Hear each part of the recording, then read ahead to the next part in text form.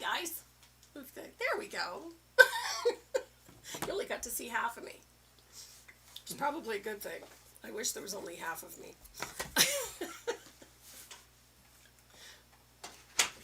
So today we're going to be painting tulips. I felt like some bright colors. It's been so gloomy and snowy, and it hasn't been a very nice weather. So I thought that tulips would be very springy and colorful and fun to paint. So that is our subject for today. We're going to be doing this great little, I love these little breadboards. They make great little kitchen decorations. Put them on a little tripod and put them on the windowsill. And I love just having a little something to remind you that spring is on its way. Hopefully, knock on wood, if I can find any. So that's what I'm hoping for. I don't know what's up with my hair today. But before we start painting, let's talk about the giveaways. I have been going through my stash of stuff from Dynasty. How does this work? That's a microphone. I don't know what happened. Did you plug it in? Do we have sound? Apparently, because I think it's that mic or the camera that's picking it up. sorry.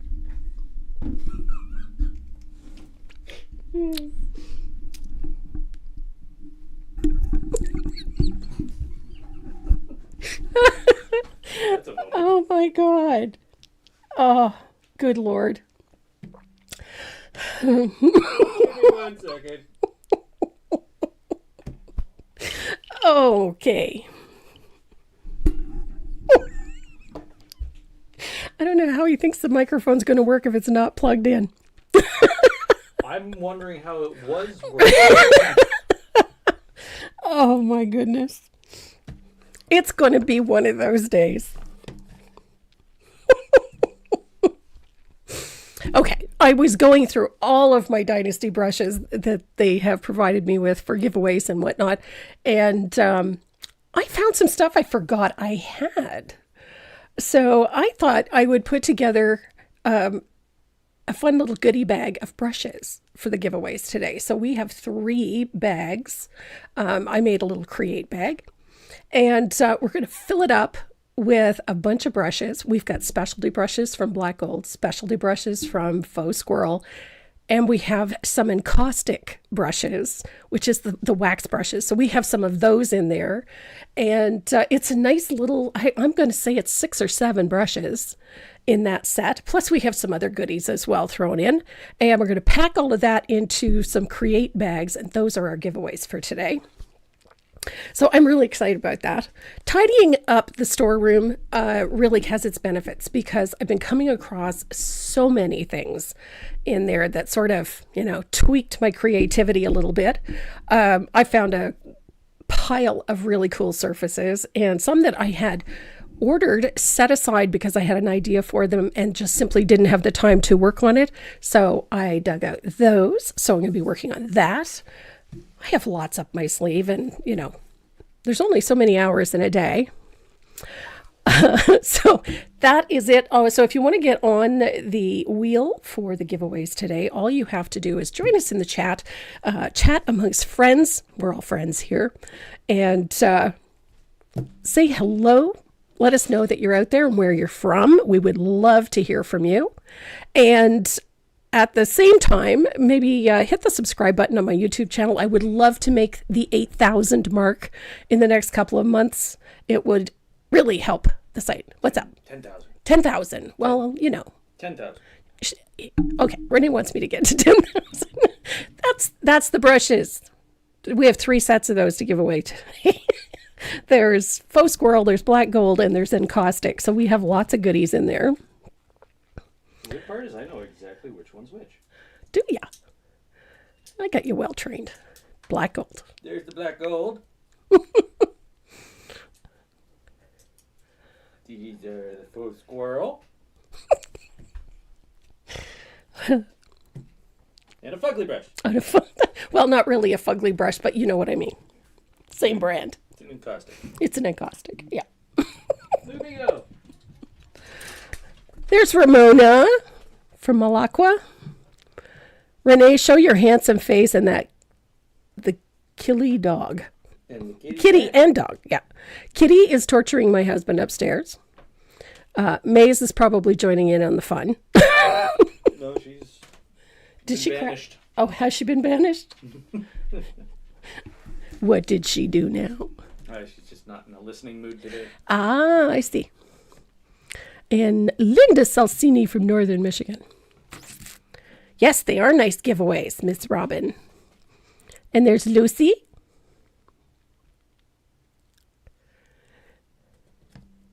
And Pam. And Denise Chavez. And Penny Frederick. Rebecca Matheson from California. Wow. And my pal from Winnipeg, Linda Giesberg. And my girl, Deb Antonick. And Sandy Hutton. Hello, sweetie. Kate Reynolds is 78 today. Yes. Happy birthday, Kay. Poor Maze is in a timeout, yes. Well, she's no, had a couple of them this week. She did muzzle punch the kitten. Yeah, she muzzle punched the kitten, and she just wasn't listening very well. And Miss Phyllis Griffey, hello. Goodness, everybody is here. Linda says we're finally getting warm weather. I can't imagine getting cold weather on the Gulf. Can you? No. Never been to the Gulf. So I can't It's always hot and humid there, so I can't imagine it being cold. But then again, it all depends on your definition of cold. Buffy says, think big, Tracy, 10,000. Okay. Yeah. Okay. Call all your friends. Tell them you want them to subscribe to my channel. That would be so fun. All right. 10,000 is a big deal. It is a big deal, but I'd love it. Then after that, you go 100,000. Yep. You got 100,000 people wanting to watch your stuff. Weird weather and fog. Hello, Anne. Goodness gracious. Looking forward to spring for a change. A bit sick of Santas and snowmen. Yeah, you can only paint so many, right? I'm looking forward to spring and summer. I'm looking forward to gardening. I've got sunflowers on my brain, which is no great surprise. Everybody knows that I love sunflowers. So I've been playing with a couple of designs. This is part of a new design that's coming up. This one. I love this. So, but this is only part of it. There's another smaller piece so that we can do a live for this one. So it's been a busy couple of weeks. And somebody asked a question and I missed it. What is warm weather? Oh, what's warm? I thought it was paint related. I'll watch you paint and then I'll get motivated. Oh my goodness. How are you both? It's raining here in the UK. It was snowing earlier. We're supposed to get a snow and rain mix this afternoon, so who knows? What does it look like they lost YouTube? I don't know. It does that every once in a while. I know, isn't that a great surface? I've had it here for the longest time, and I keep looking at it, and it kept talking to me. And the other day I was playing with a line drawing, and it all just sort of came together. I love the sunflower. I love sunflowers, and I love distressed backgrounds and textures, and yes, the background is fun to do. And Jane Burrows, hello. So we're going to have a fun afternoon. We're going to be painting some tulips, but I'm going to show you a really nifty textured background. This one is really easy. Okay, says it's not my birthday. Oh, It was her birthday, though. That's how it read, though. I thought it was her birthday. Oh, well, I misread that then. Well, see how much you're loved, Kay. Take it. Take it. Just accept it. Smile and say thank you. It's an... Okay.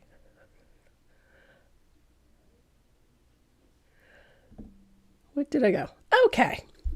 I keep thinking there's a question there, and I didn't want to miss it, but if you guys are ready to get started on our Hello Spring, so am I.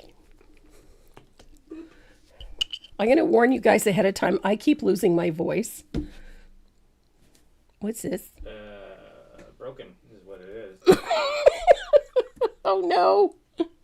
The camera froze.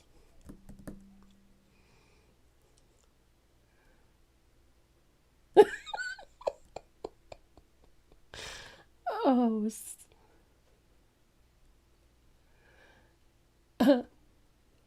There we go.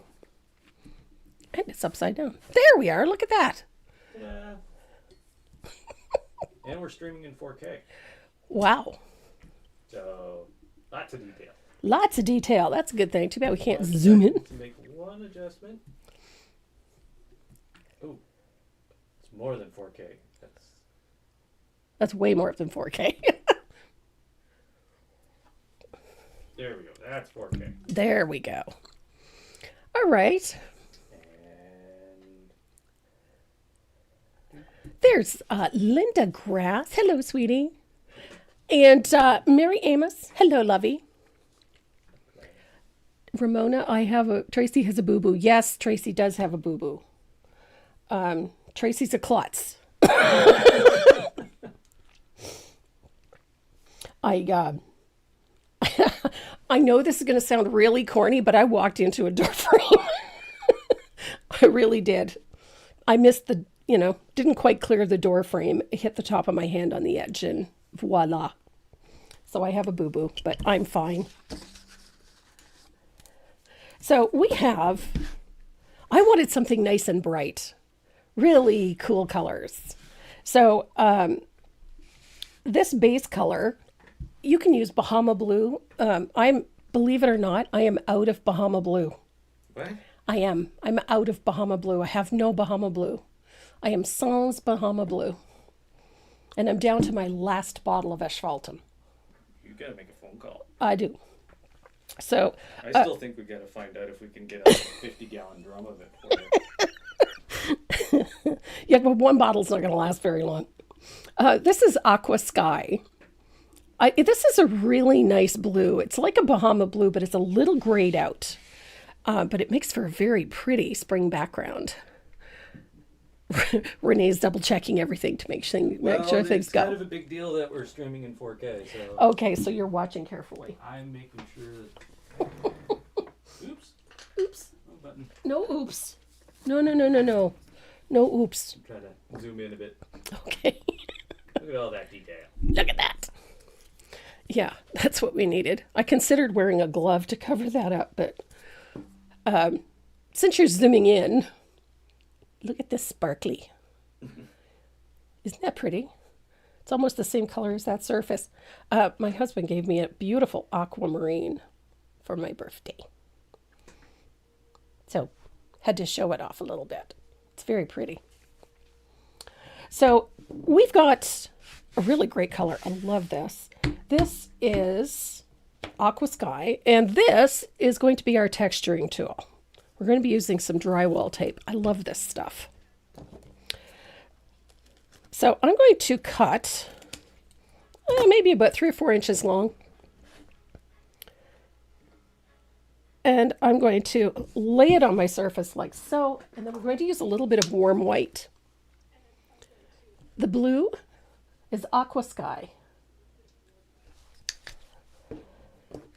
So a little bit of warm white. I'm using a nice big stencil brush. This one is a 5/8 stencil brush. I'm going to blot it a little bit on some paper towel. And then I'm going to stencil and just scumble it over top of that drywall tape. We are not looking for perfect, so don't worry about getting it even. I kind of like seeing those variations where it's light, it's bright, and that's dark. And we're going to cover the whole surface. That's looking pretty good. With some of this sort of irregular pattern. Don't want it perfect. I'm going to move this over here. So it's out of the way. There we go.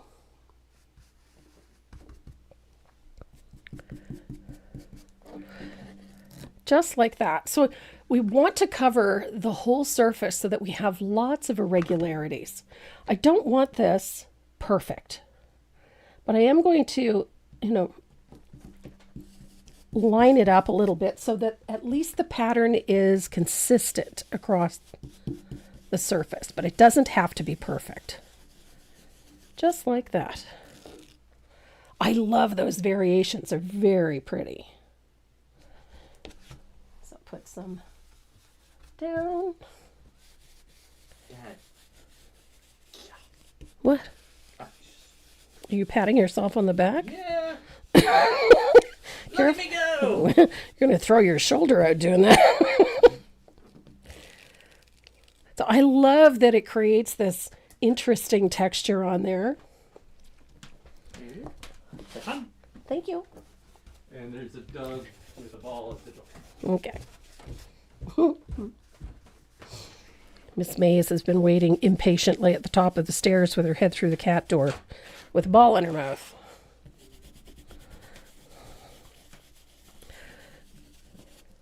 So, just like that, I just want some really subtle texture back there. I don't want a ton of, bright white little squares because boring. And I like the drywall tape because I find it makes for such a nifty finish. I use it for texturing all sorts of things. I love it on teddy bears and on bunnies. Anytime you need it to look a little bit like a fabric, it's a really cool tool. Whoops, I think I got a bit too much paint there, but that's all right.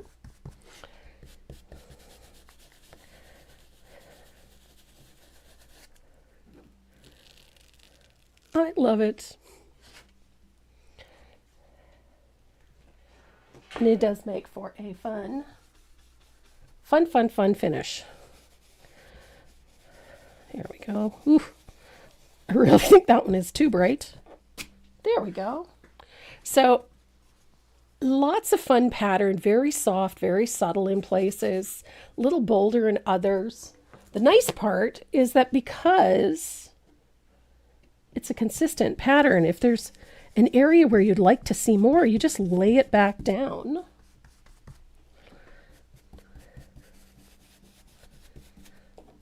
And put your stencil. It's that easy. Just reposition it, sort of line it up, and put a little more color on wherever you feel it needs it. There we go. So it's such an easy way to add interest to a background without overdoing it. So the next step for this, once it's dry, is to take your sanding sponge and just lightly distress it and soften the surface at the same time. I love this because it mutes these a little bit more. And then you can distress edges a little bit.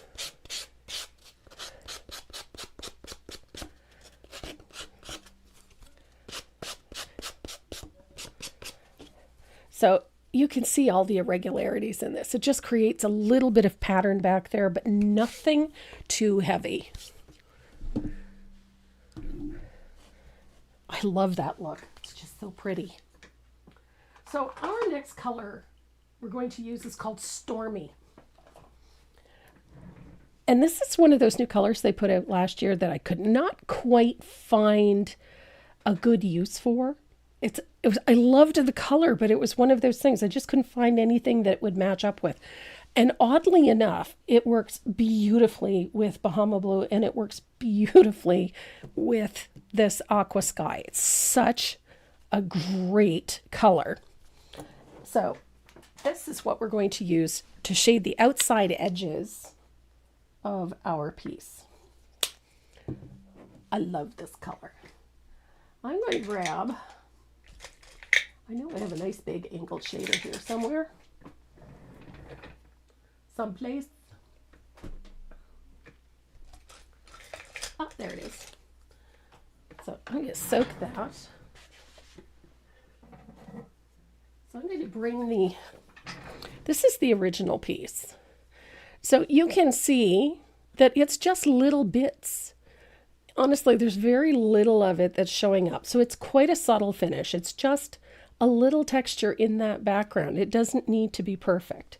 I think the uniformity would actually work against this. And then we are going to use that same texture on the wings of the butterfly a little bit later on. So really a fun background, super simple piece. There's nothing dramatic about this one at all, but I love doing this. So this is the part that we're going to do next, is this nice dark smoky looking edge on our background. So I'm using a larger angled shader and I'm thinning out the Stormy just a little bit, and I'm going to go all the way around the outside edge. And the thing to keep in mind here is that it does not need to be a perfect uniform float. We just want to get that sort of that smoky look around the corners, around the edges. And one of the things you're going to notice almost immediately is how bright this green looks the minute you put that on. What's the number? The item number, the product number is DA424. DA424. Oh, God, I'm having trouble with that one today. Hi, Diane. Absolutely, we need some happy. I'm full of happy. But we need a ton of it right now. The world is too scary these days. So let's do something happy.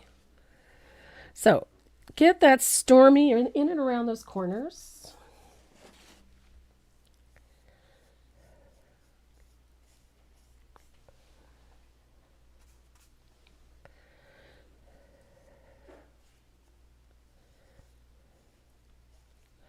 Just like that. I love what that color does for that blue sky. Pops it. Look at how nice and bright that blue sky looks now with that darker blue around the outside. That grayness that's in the aqua sky just seems to go away. It makes a delicate and soft and very pretty background. Lovely colors. And there's nothing to stop you from deepening it further. If you like the darker value in places, don't be afraid to put a little more in. I like the darker corners. I'm all about the darker corners. And for a couple of reasons. I find that when you have those darker corners, it brightens the center area, and that's where most of our floral is going to be. So we want to keep that color nice and bright.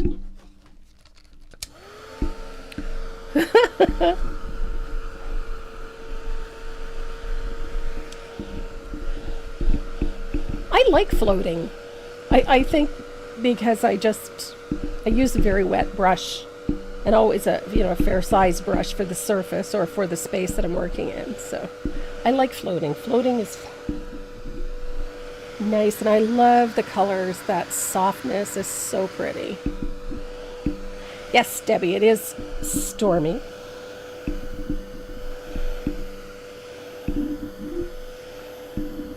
Such a great color. So now that we've got that in place, we're going to position our line drawing and then trace that. So I'm going to cut the sides and the edges, the bottom. I know you guys think this is funny, but this is how I have always traced. I've always preferred that to cut my line drawing out, especially if it's already providing a shape. I prefer to cut it out because then I can accurately place it on my surface.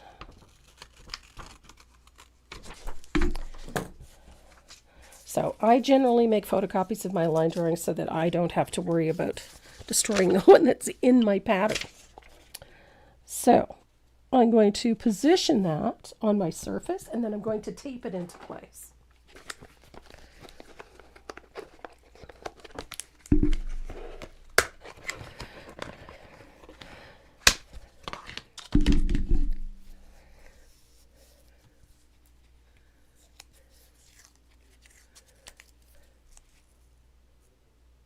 My goodness. Eddie is making crepe. Oh my goodness. Yummy. And he's hanging out. Of course, I knocked it askew. There we go. He's waiting for the ugly ones. My guys do that with cookies. They come in to see if there's an ugly one before I take pictures, you know.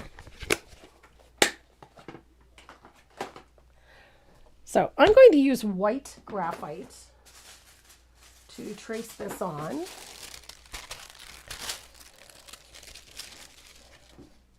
Now, somebody asked me what all the dots were about the other day on my line drawings. Those are your shading guides. Those are to give you an indication of where your shadows are going to be. So it's always a good idea to keep this handy. Keep your line drawing handy.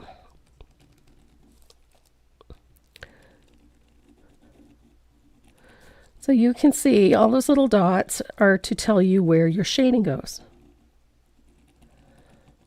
It's just a little something helpful.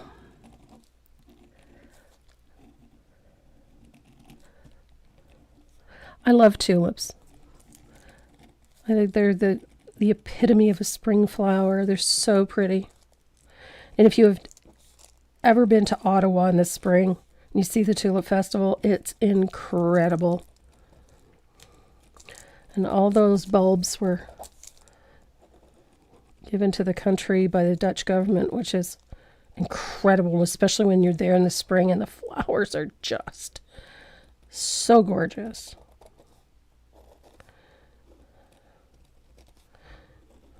I used to live just a couple of hours northwest of Ottawa, and there was nothing like it. You go down to the city in the spring and go to the Tulip Festival. It's just jaw-dropping. Flowers go on forever and a day. So white graphite is my choice for this. Did I put that? Okay. No, I did. Okay, good. You know, it's been one of those days. It's been one of those weeks. I'm never quite sure. Second guessed myself a bit too much this week.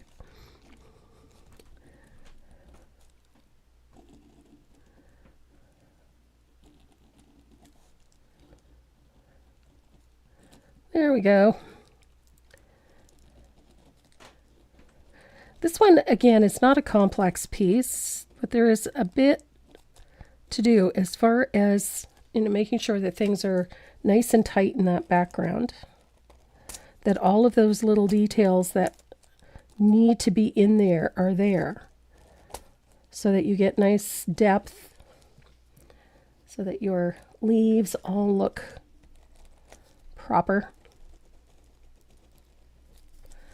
Now, I had considered putting something a little bit different. I considered, if you want, you could do a ladybug, but I think ladybugs are more for a summer thing. A little butterfly.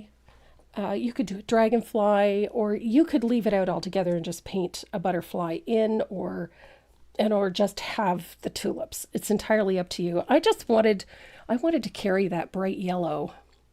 There's something about a yellow tulip. I don't know what it is. I wanted to carry that bright yellow up there. Now that's my choice. If you wanted to a purple butterfly or a pink one, you can do that too. It's not going to be a problem. I went with a very simple color palette for this one. I also went with nothing too convoluted as far as the overall design. I just wanted simplicity and bright color, nice bright color. So I think we have it all in there. Just a quick double check to make sure. Yep.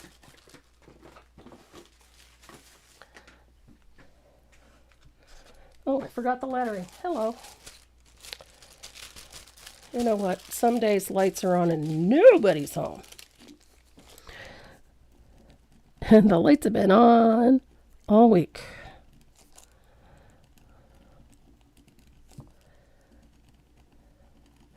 So I've been fighting this stupid cold. I call it a stupid cold because it's just been annoying. I haven't really been sick, just annoyed.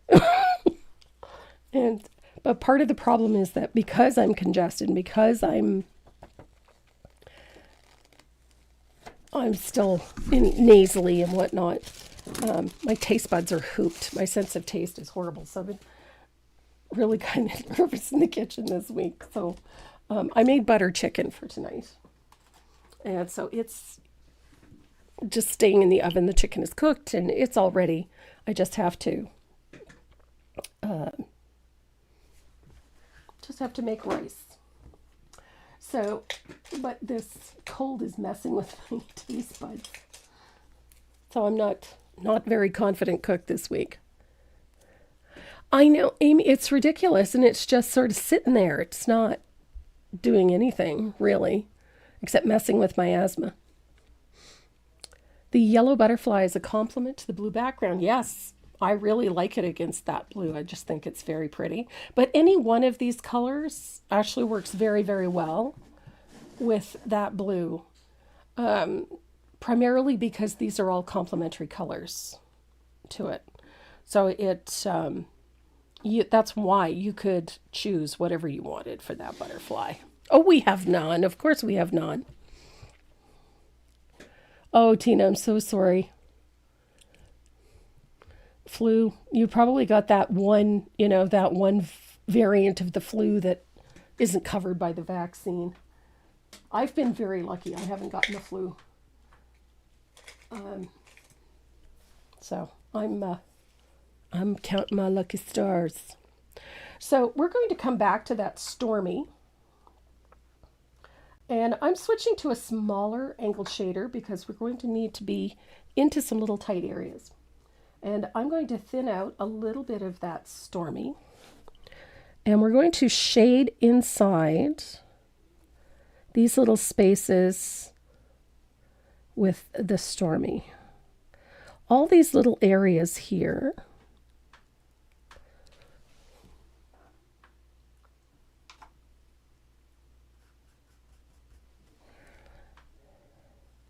We need these to be quite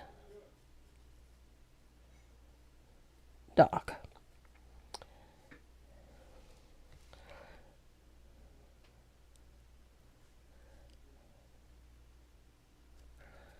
So we're going to shade up against those flowers and into these little places here, these little V shapes around our tulips with some thinned Stormy. Now the bulk of the shadows are going to fall to the left side of this.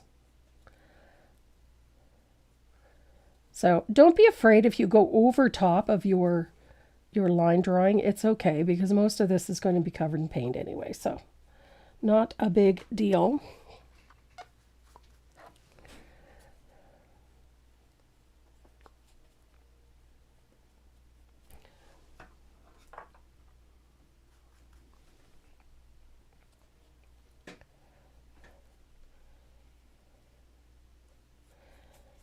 So yes, oops.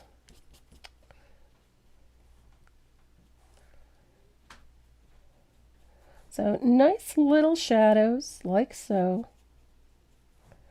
in and around our tulips, just like that.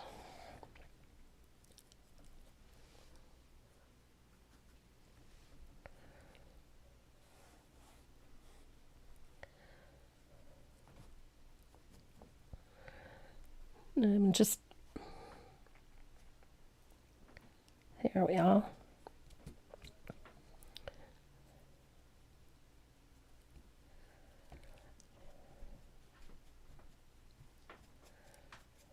There we go.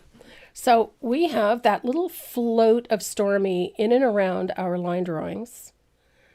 Nice and tight.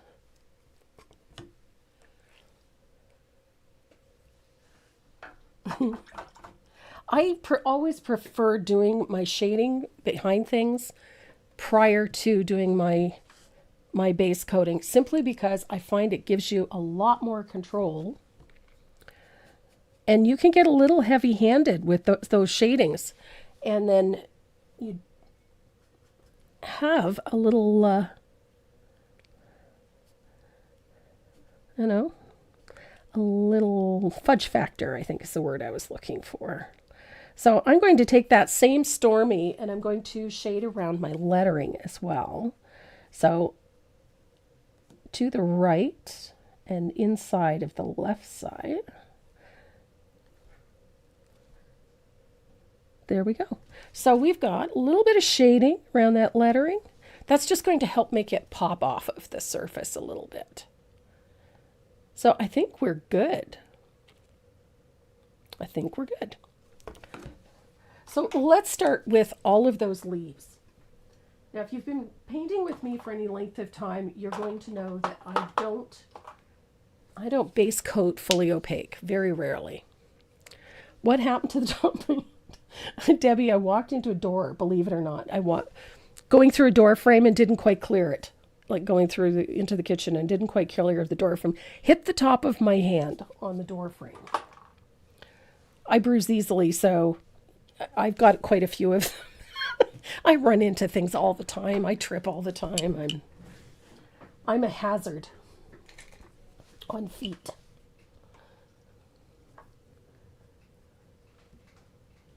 So our base color for these leaves is going to be this lush green. Antique green or lush green, those are my two faves. I paint with those all the time. I just love the look of them.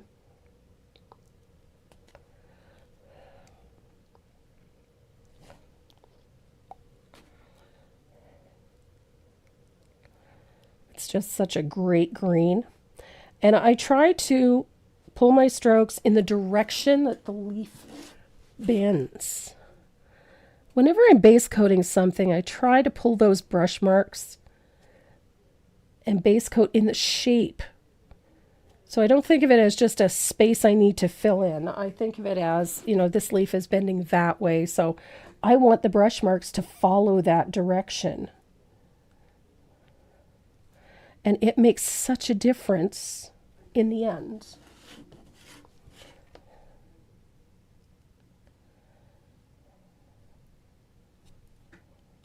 And keep a little bit of Joe Sonia's or a little bit of water in the brush so that the paint moves smoothly.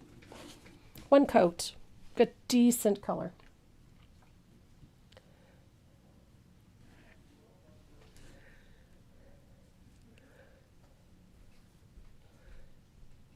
This is it here, that lush green.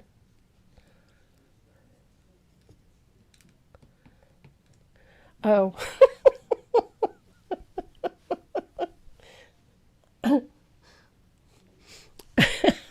Patty, I'm one of those people that I walk into door frames, I trip over my own feet. I just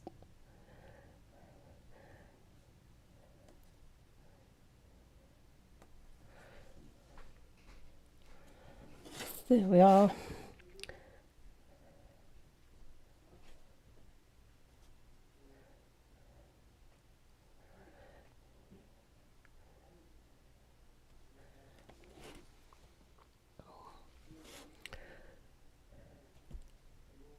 I know when I was growing up, my mother constantly told me that my biggest problem was I was always in a hurry to get somewhere.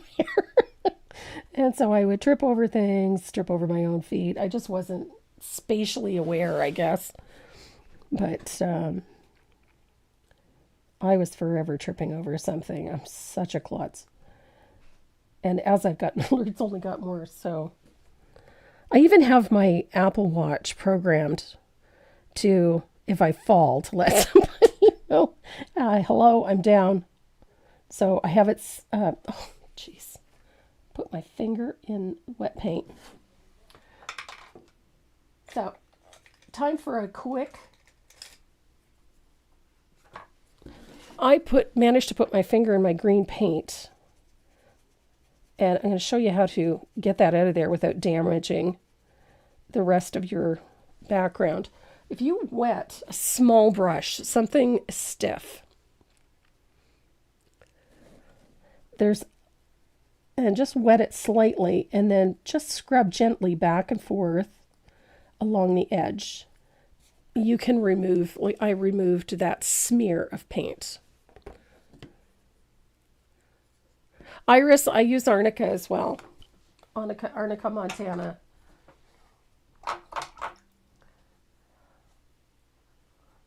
Arnica is fantastic. But I just did this today, so.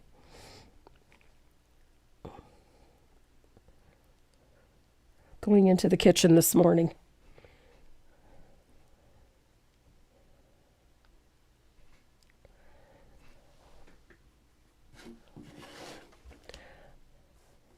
A friend of mine turned me on to Arnica years ago, and I have been using it ever since.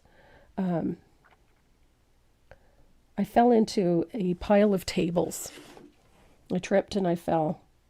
Fell into a pile of tables, broke a couple of ribs, but I was so badly bruised.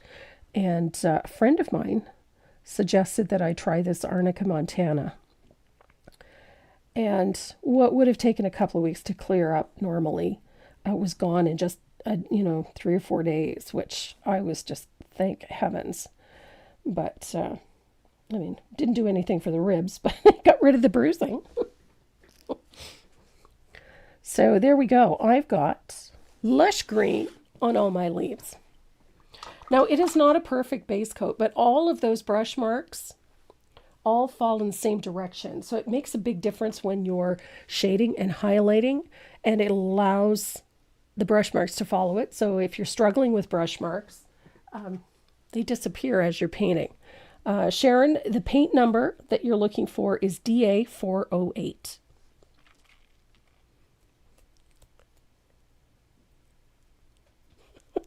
Good luck, Norma. Have a great day. Oh, Lori, I know. Doctor looked at my one of my feet one time and said, "Oh, you have hammer toe." I said, "No, I have broken toes." It's not hammer toe, it's broken toes. I've broken all of the smaller toes on my right foot so many times from running into door frames, from, the legs on the bed, stairs, steps. Yeah. It's Arnica, Arnica.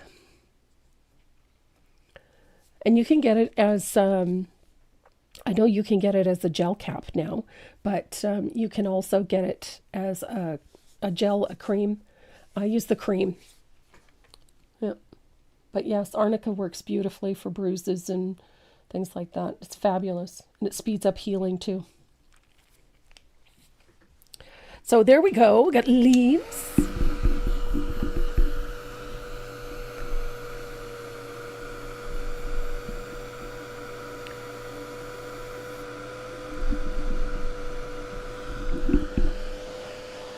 And we have lots of these.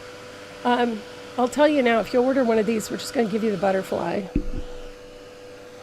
If you order that, all you got to do is just order the breadboard, we give you the butterfly. Oh, and I'm the same way. I'm always covered in little bruises. I never know where I got them. Hi, Cheryl.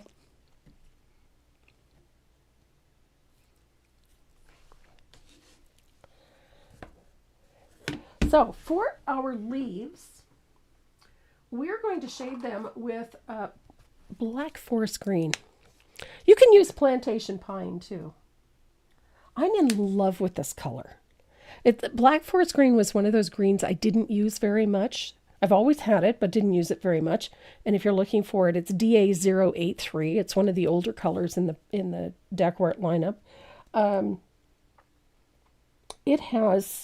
There's a nice touch of blue in it. It's almost like a little bit of phthalo, and it's such a rich green, and it's wonderful for shading this lush green. So I'm going to, now that my brush has been soaked, I'm going to thin out a little bit of this black forest green, and I'm going to shade my leaves. Now the nice part about doing this before you base coat is you're going to be able to avoid getting floats, bits of paint on your colored tulips.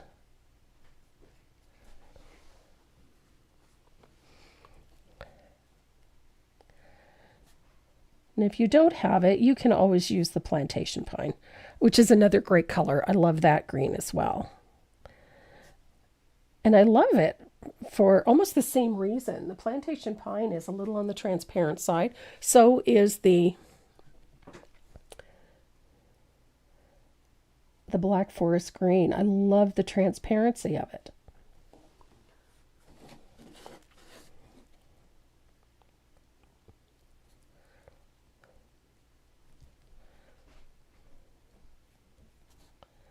And there we go. Look at that.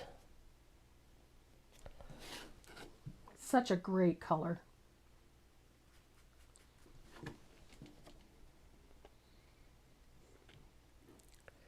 Nice Brenda Shock.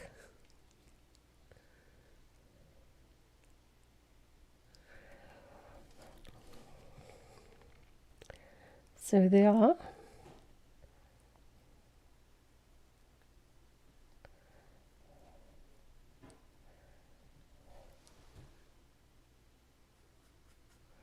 I love this color.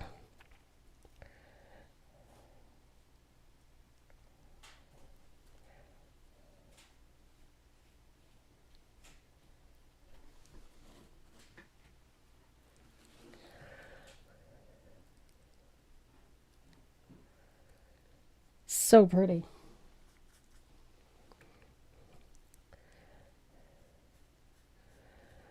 And you're going to shade up underneath these leaves so that you get that layered effect. You don't shade things, you don't get the depth. And the more color you put on, the more layers.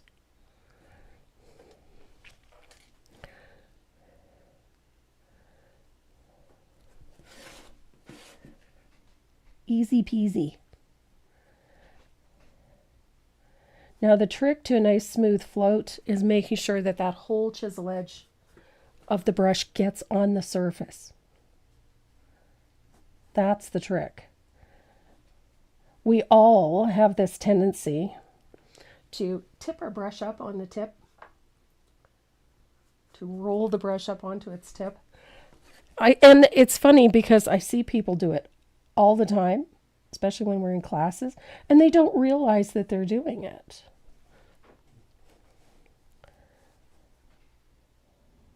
And they can't figure out how come their float is not cutting in the way that they want to.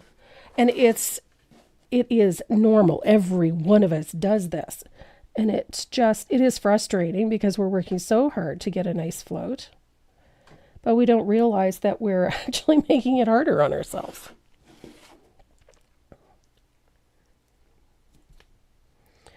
But in order to get that nice crisp float, you need to have the whole chisel edge of that brush on your surface.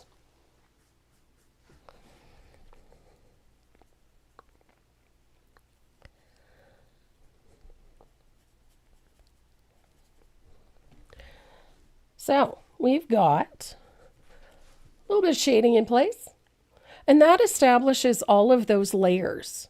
So we've got this one tucked in behind that tulip, this one tucked in behind this one, and it trails down to here. There is our leaf, the continuation of that one. This one curves in behind both of these, and this one is down here behind that one and in front of this one. And then there's one over here. So we have all of those layers, and it helps us set the directionality of all of these. Frog and mushroom designs.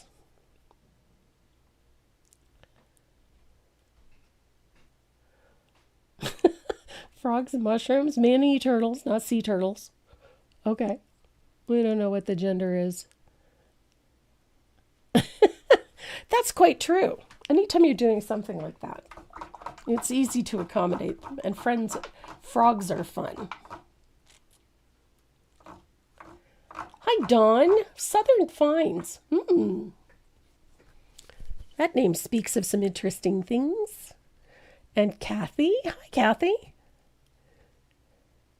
Windy in Maryland. That means it's going to be windy here later. It seems to come straight up the coast. What size is this board? This is a 5x8. Yes, it's the mini breadboard. It's on my website, and it'll give you the measurements. I think it's 5 or 5.5 by. Let's find out, shall we? I can never remember, but I think it's 5.5 by 8. Okay, 5.25 by 8. Yes, 5.25 by 8. Just order that, and we'll put the butterfly in. So there's our shading for the leaves. So now we're going to go work on our highlights. And we're going to dip into my favorite highlight green. I love this color. Love it, love it, love it. This is Margarita. And if you're looking for it, the color number is DA299. Hi, Cindy. And Kathy Barnett, hello. Trying to say hi. Are you talking to me, Mary? That I'm double jointed?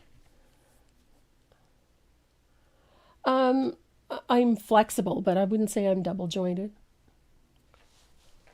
Not anymore anyway. When I was a kid I was, but yeah. And ooh, beautiful, sunny and 60. It's not sunny and 60 here. Cheryl, it's not hard at all. Depends on what you're shipping. We've got a process in place. It took us a little while to get it established, but we have a process in place to ship for the States. And it keeps, any additional fees, we try to keep those as low as we possibly can. Sometimes you don't get them at all. And occasionally you will, but they're very low. We try to keep them as low as we possibly can. But no, it's not hard.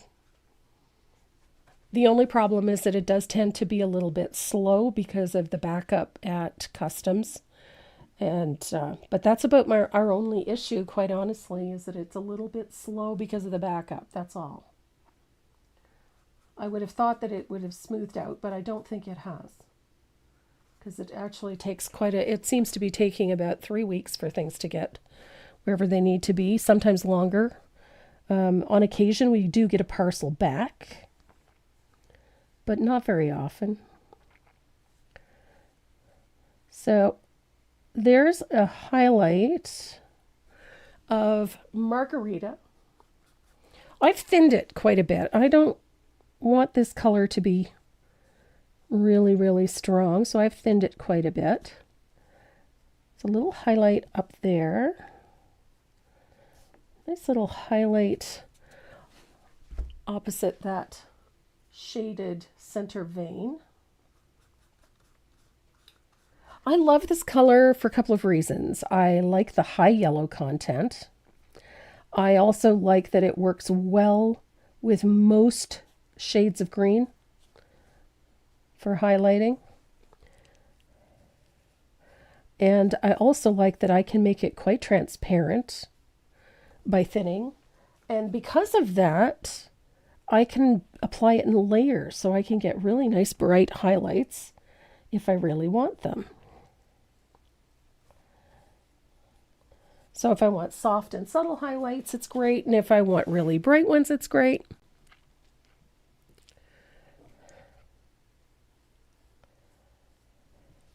I love this stuff. I have 2 rolls of this at home here, so a little highlight down that leading edge, mainly because I want this shadow to really pop.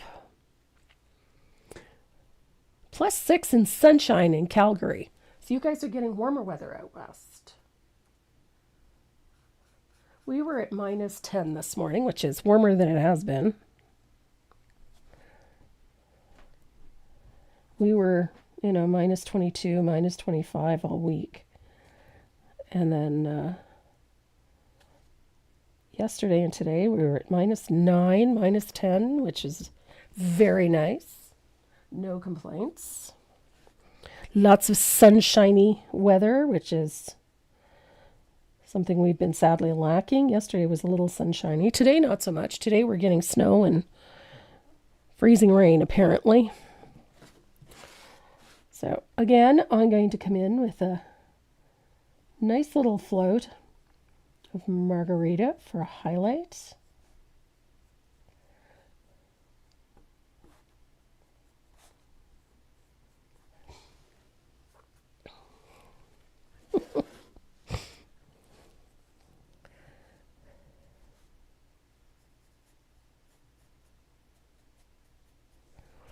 There we go.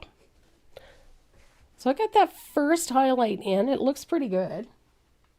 So now that I've got that in, I'm going to take a rigger or a liner, whatever you're comfortable with. I'm going to come back to our green, and I'm going to base our stems with one coat of lush green.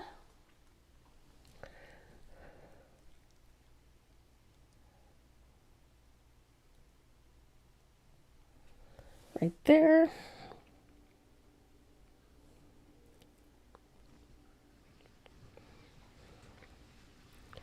And then we have one here.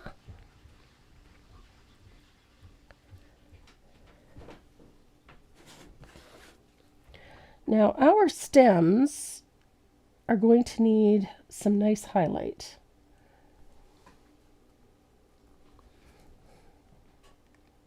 There we go. So I'm going to take my rigger and I'm going to put a stroke of margarita down the highlight side, which is on the right side of the stem. Now I'm using the dirty brush, so I'm getting a little bit of a mix. A little bit there. A little too much. There we go. And I'm going to bring in a little bit of warm white because I want just a brighter highlight right there. Just a little.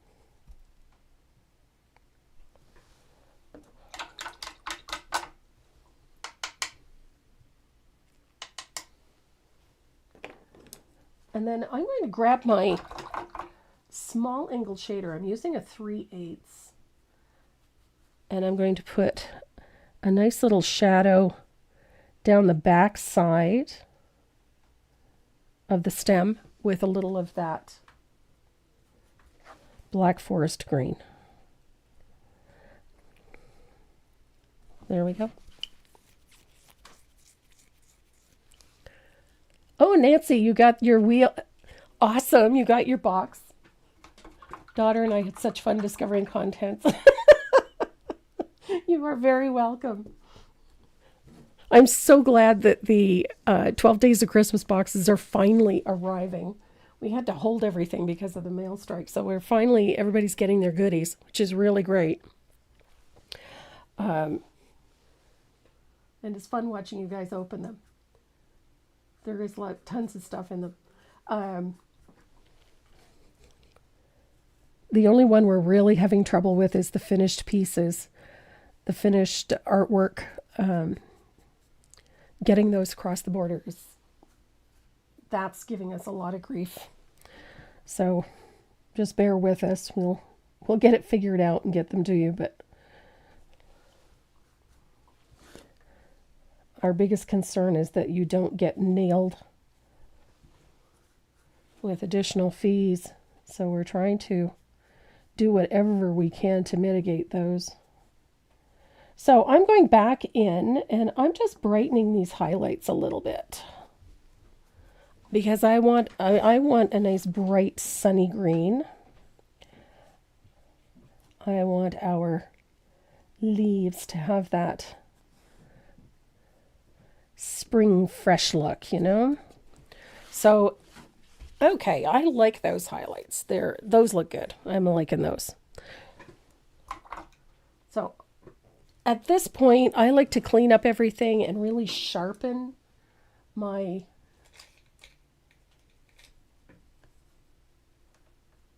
shading on these leaves.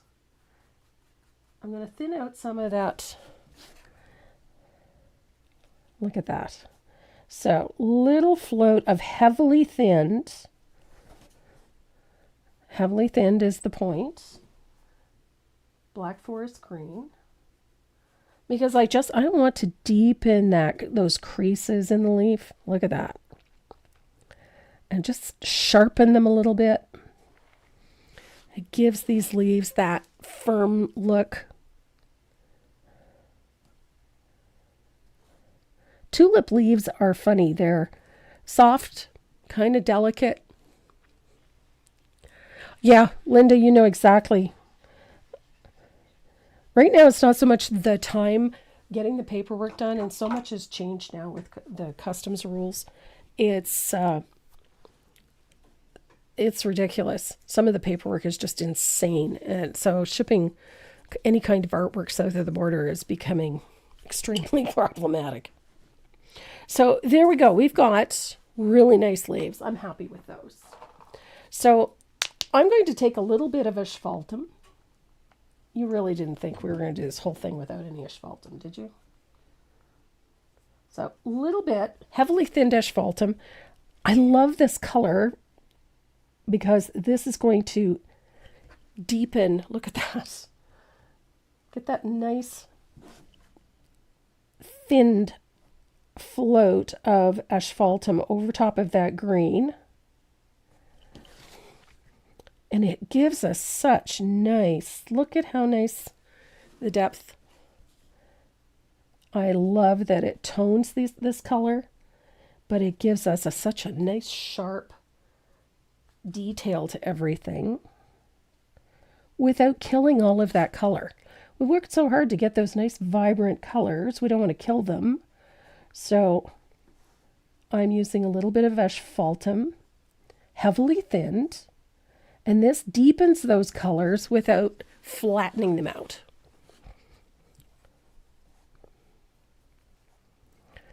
There's nothing worse than putting a float on something and it just killing all the joy. You don't want to kill the joy. You want to really make these colors pop and marry them. So now you can see why we don't have this one here. There's the stem. This one is a little piece of it right there, and it tucks in behind this leaf. So it's just a little tiny piece of that stem.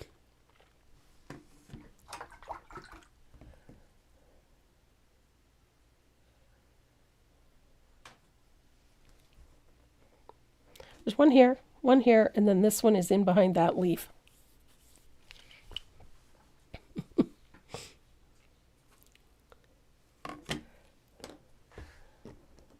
So at this point, we're going to switch to a little bit of warm white. And I'm going to heavily thin this because we're going to base coat the petals with just a quick coat of thinned warm white. Doesn't have to be perfect. And we're going to leave a space between each of these elements.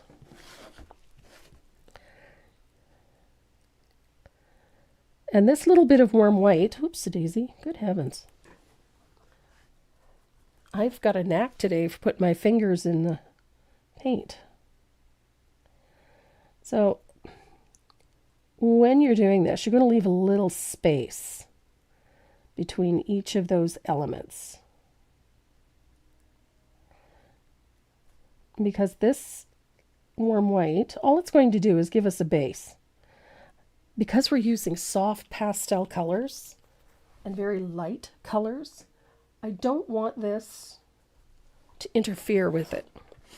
So we're going to use a little bit of warm white to provide a nice little base. And again, I'm following the shape of the petal as I'm doing this base coat. And it's heavily thinned. I'm just using a little bit of warm white. And again, I'm leaving a little gap. Just a narrow gap. It doesn't have to be a lot between each of those segments of the tulip. Like that.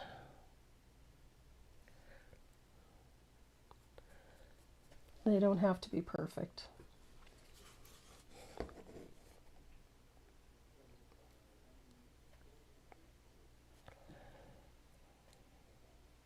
There we go.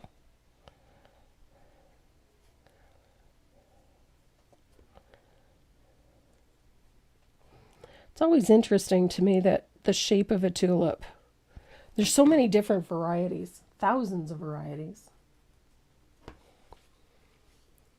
But by putting that little layer of warm white onto each of these petals as you're painting, it's going to help your colors stay vibrant.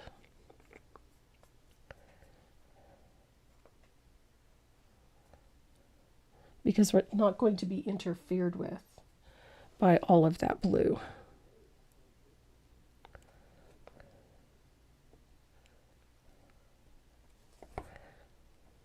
Easy peasy. And again, don't worry, it's just a wash of white. You're just filling in the space with a little bit of thinned warm white.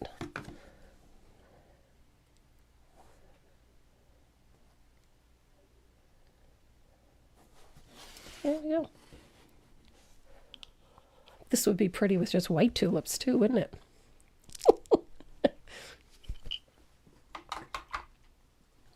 So we're going to dry that. Dry it really well. And the base color that we're going to use for this one up here is wisteria. I mean, any light pastel purple will work just fine. I'm kind of a fan of wisteria. I also like purple petal. I like those soft, very soft, delicate purple tones. I also like it when they tend to lean more to the blue and less to the pink. So I'm going to start with, where's my wisteria? There it is. Another color that makes beautiful tulips too, purple petal. Love that one. But we're going to use this one. This is wisteria, and the color number is DA211. That's for our purple flower. For our pink one, we're going to use a little bit of bubblegum pink. Bubblegum pink is our shading color. And poodle skirt pink is, I'm all mixed up today. Poodle skirt pink is our base color, pardon me. And our shading color for this one is wild berry. I love wild berry. It's one of my favorites. If you don't have it, you can always use some thinned watermelon slice. This is another really great color for shading pinks. So wild berry is our shading color. Poodle skirt pink is our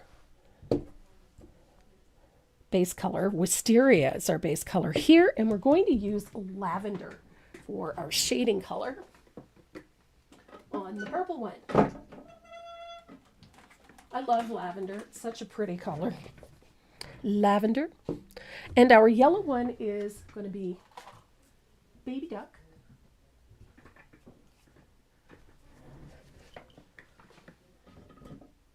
Ta-da!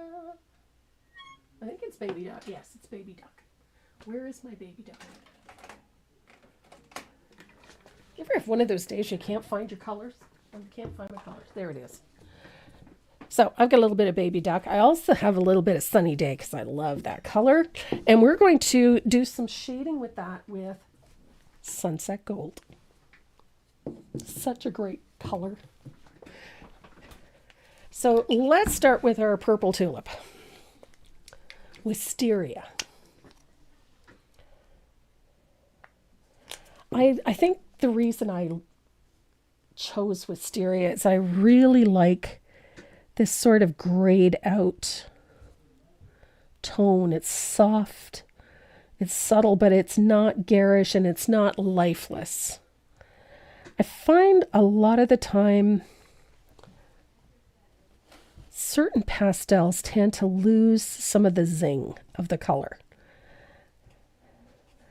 And I find them a little on the meh side.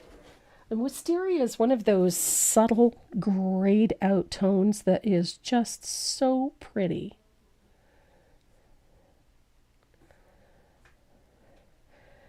And again, when I'm base coating, pulling it in the shape of the pattern.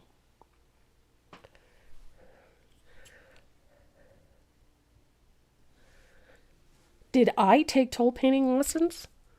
I took a few. I was an oil painter, and I did a lot of landscape. I know you'd never know that now. I did a lot of landscape. I did portrait work, things like that. But I was an oil painter, and a good friend of mine asked me if I would paint something for her, and I said, "Of course, I would love to." And she brought me a little wooden cow that her husband had cut out for her. And she brought me the magazine that had the design in it. And I thought, how hard can this be? Right? And I painted that thing, I don't know how many times, and sanded it off. I don't know how many times. I finally got frustrated. And I went down to the local toll shop and asked a bazillion one questions, took a couple of classes, came home, painted the cow. And I discovered very quickly that A, it's a learnable art form, but B, it relies heavily on brush control. And it is a completely different technique from painting with oils. So I took a couple of classes and then I started designing on my own. And although I've painted a lot of other designers' work, primarily just to learn their technique, I've, for the most part, have usually painted and designed my own things. You missed the background color is Aqua Sky.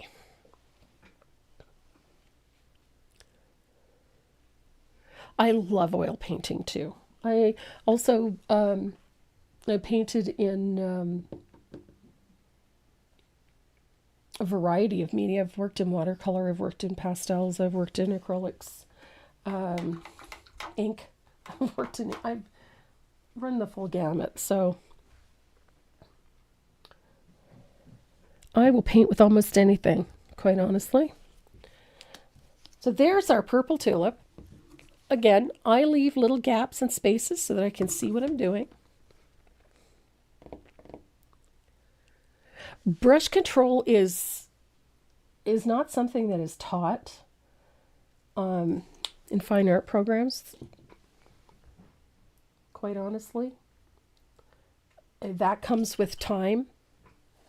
But in toll painting, it's essential, and it is what we're taught right at the very beginning. And then once I took a couple of classes, it didn't take me very long to figure out. It was more the various techniques that I needed to know, the floating, the brush loading, all of those things. Because those things are what teach you brush control. You know? But it also kind of put me in my place a little bit. There was always, for a long time, there was always that belief that toll painters weren't really artists, which is horse hockey. And there was this, jeez, sort of this misconception that, decorative painters were somehow less than. If you weren't a fine artist, then you weren't really an artist. And quite honestly, I think that attitude needed to change, and it has over the years. But interestingly enough, I was at a workshop one time on the fine art side, and we were talking about just this sort of thing. And one of the fellows there was sort of very dismissive of the whole art form. And I said, well, what do you categorize as fine art? And he said, well, fine art is produced on, high quality papers or high quality canvas and blah, blah, blah, blah, blah. And I said, okay, so by your own admission that Michelangelo is not a fine artist. that he would categorize as a decorative artist based on that description. But shut him up very quickly.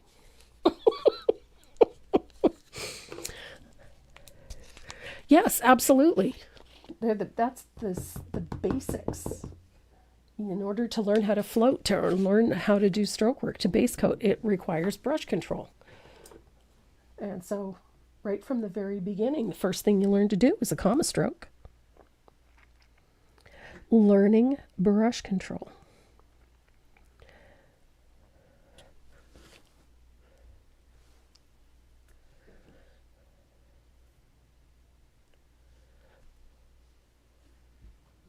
Oh my goodness.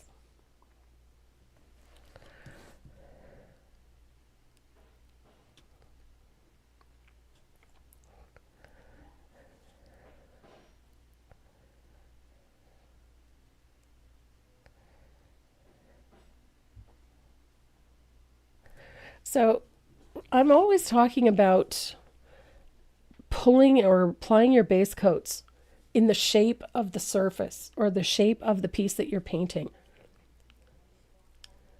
Anna Fleury, even Michelangelo used a pattern. The only difference is that he drew it, that's all.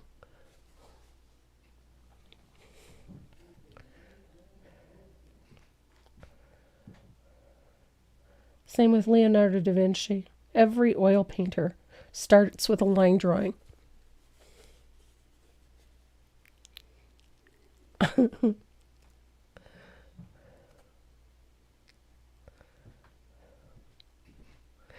And besides, learning decorative painting is a skill. And it is a learned art form. They're all learned.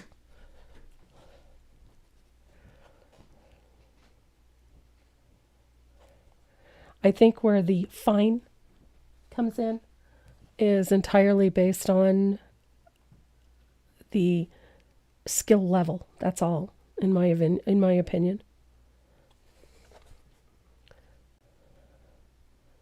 And some have an extreme skill level, and others less so.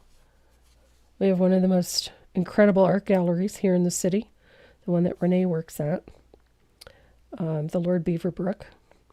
It's an exceptional museum, has an insane collection, permanent collection, I might add.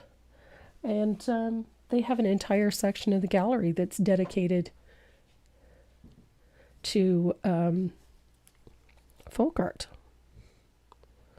So, art is art. Fine, decorative, whatever. It's just a category. That's how I look at it. It's just a category. It's hogwash. Yeah, it does. It dismisses the skill of painting entirely. I agree. So, we do have a new coupon code on the website. Don't forget to use it. And if you're looking for it, it's up in that little banner at the very top of the screen, right above the menu. So please use your coupon code. Hit the clearance section because I got a whole bunch of stencils and whatnot that need to go.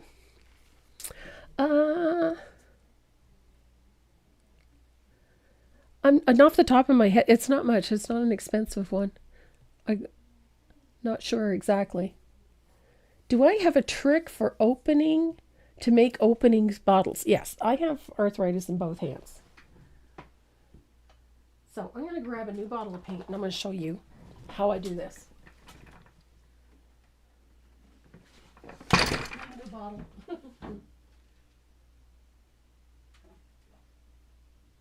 Okay, my gentle heather is almost open. Sandy McTeer has a great trick. She breathes on it, hot air on it. I have an easier one.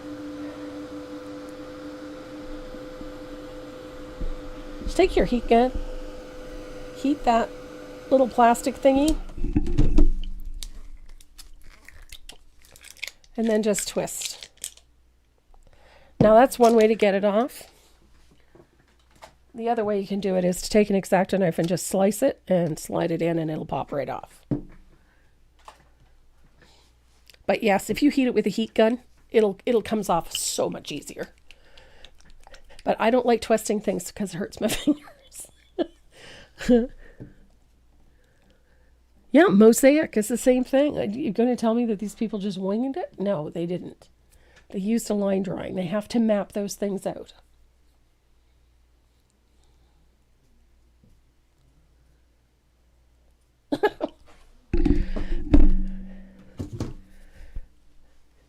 What? Paint and acrylics, you're not artists? Then that would eliminate a number of different artists. If that were the case. That would eliminate Pablo Picasso. He used acrylics towards the end of his life. So did the guy with the mustache and the melty clocks. It's my brain isn't functioning today.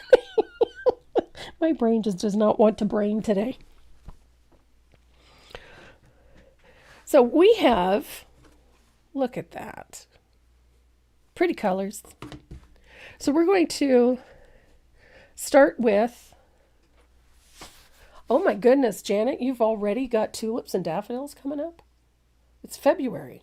Dolly, thank you. Sylvie, my brain could not go there. Salvador Dali.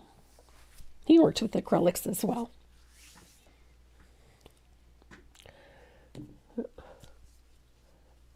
I don't know if a little knife. Yes, a little knife works. I had, since they finally changed the lids on these things, I sometimes have, I know a lot of us have a hard time with these lids. I want to show you.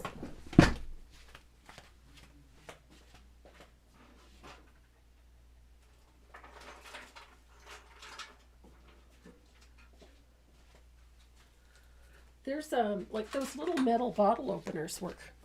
You know, the ones that they attach to your keychains. Those work great. You know what? Seambricher, that's a really good one. Yep. You just need to break that seal, and they're a bugger to do. My husband has watched me unscrew the caps because I couldn't get them off. So one day I was sitting here and I thought, well, Sandy uses that heat it method and then twists it off, and it does work. But it's hard on the hand, so I use my heat gun. And it works just fine. So we're going to start by shading our purple tulip, and we're going to do that with a little bit of lavender. That's probably my favorite. Hi, Kathy. Good to see you here. Sylvia saved me today because my brain shut off.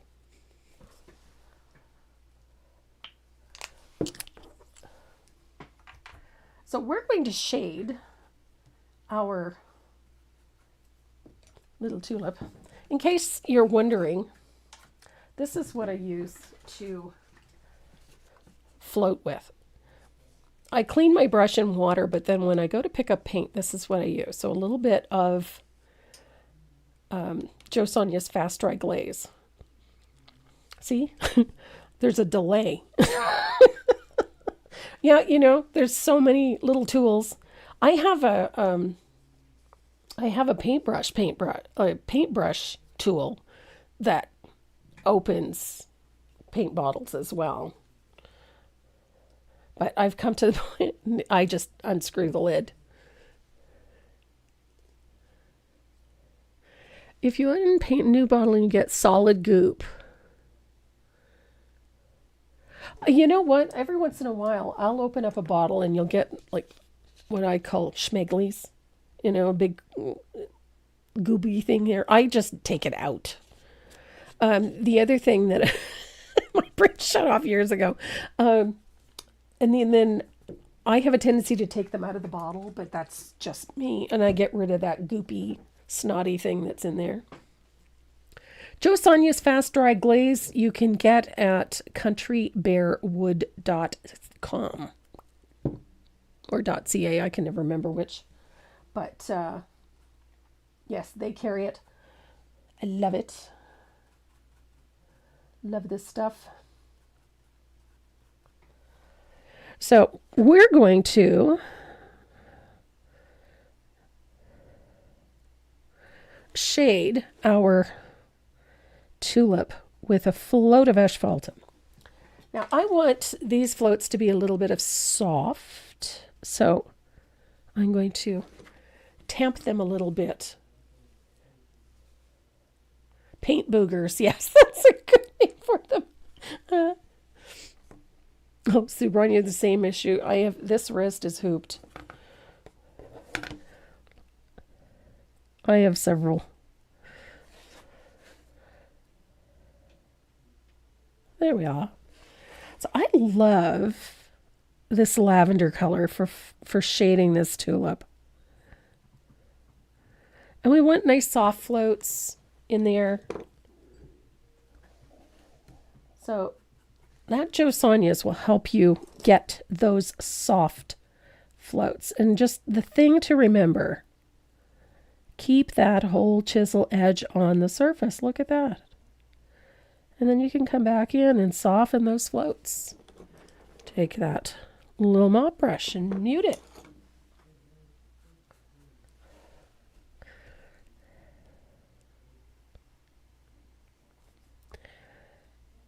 And the bottom of our tulip gets that treatment as well.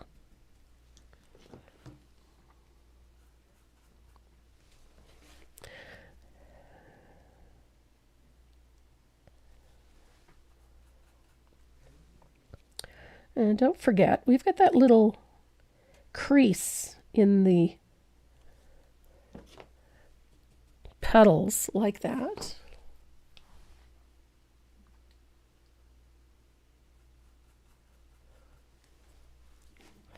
And we have one in this as well.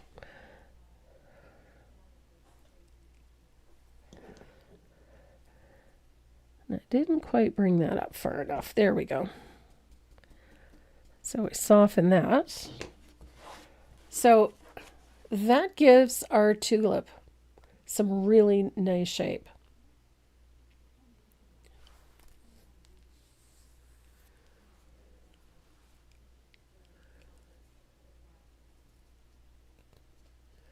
Oh, I keep a jar of it on my painting table. I just have a little black lid to keep it. I keep it closed because it does evaporate. So it's usually sitting like that on my table, and then I can just lift the lid off.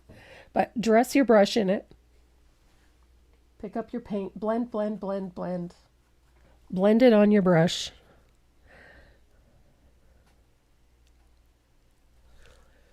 And it gives you such beautiful shadows. I love how this stuff works. Now these tulips are going to take a couple of floats to get that nice soft shading, those nice shadows at the bottom. So you put a float on, like so, and dry it.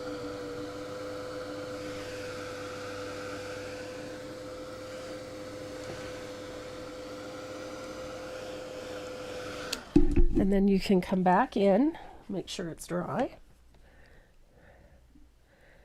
So you can deepen that float at the bottom of that tulip several times. You see how it's starting to give you that nice depth? And walking a float out, someone had just mentioned that they have trouble walking floats. This is how you walk a float. So I'm going to put a float in like so. Of course, that's the lowest portion of the float, but then I do this. It's a very light touch, but I'm walking away from it. So I'm pulling color away. Carrie, can... Oh, my new colored pencil book? Of course. That book made my knees weak. First of all, I'm a huge fan of Cynthia Knox. I love the realism that she produces in her artwork, so I'm going to show off her new book. Well, it's not a new book. It's new to me. I have most of her books, unless she's got a couple I'm not aware of. I think I have them all, but I get so excited about a new color. Look at this. Like, is this not amazing? But her still life and her technique. But what I love is that she is an absolutely exceptional teacher. I had the pleasure of sitting in on one of her classes where we did an Irish setter or a spaniel, I think it was. Beautiful dog. And I was so engrossed in watching her. I still haven't finished my piece, but I learned so much in that class. But look at this. Every brick. This is not a photograph, by the way. This is her beautiful colored pencils. And her step-by-steps are phenomenal.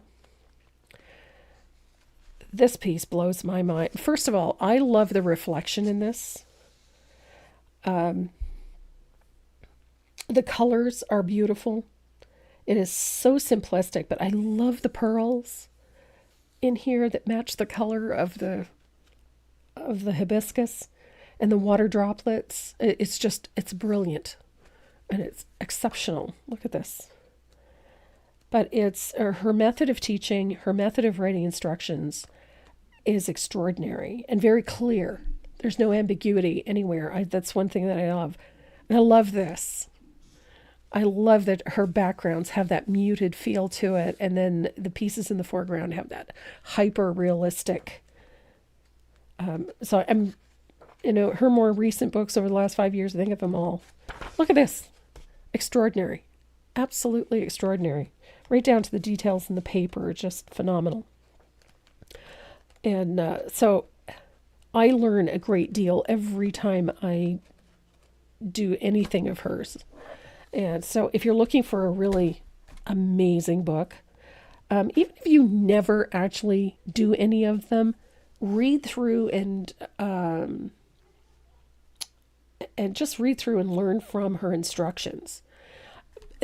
I have learned so much just reading through them. Even if you never do one of her pieces, you're going to learn so much about colored pencil just from reading one of her books. And I have, like I said, I've got most of them. So her books are phenomenal. I'm a huge fan, in case you haven't figured it out. Huge fan. Okay, back to tulips. So now that I've established some nice shadows, I'm going to deepen one though, because this one just doesn't seem to be quite where I want it in here. This one needs to be a little darker.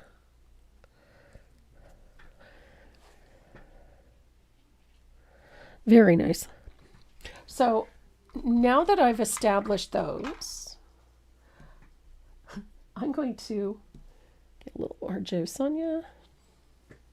And I'm going to pick up a tiny amount of asphaltum. And I'm going to float over my shadows with a little bit of asphaltum. I use asphaltum as a toning color. I used it on the leaves, and I'm going to use it on the flowers.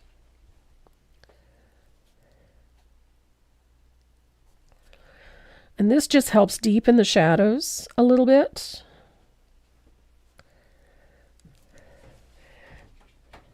And it gives us that nice little bit of depth. Now, they don't look all that dark just yet, but they will shortly. So I'm going to take a little bit of that wisteria, and I'm going to pick up a tiny bit of warm white. And I'm essentially just making a lighter value of wisteria. I'm just adding a little bit of warm white to it.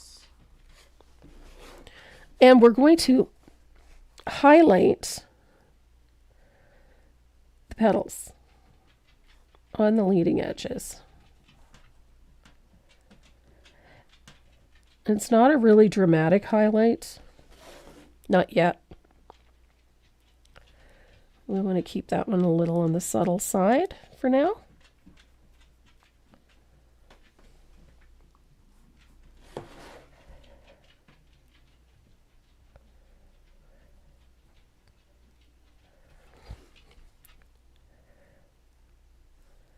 I love using a mixture of that base color and a little warm white to get your lighter value,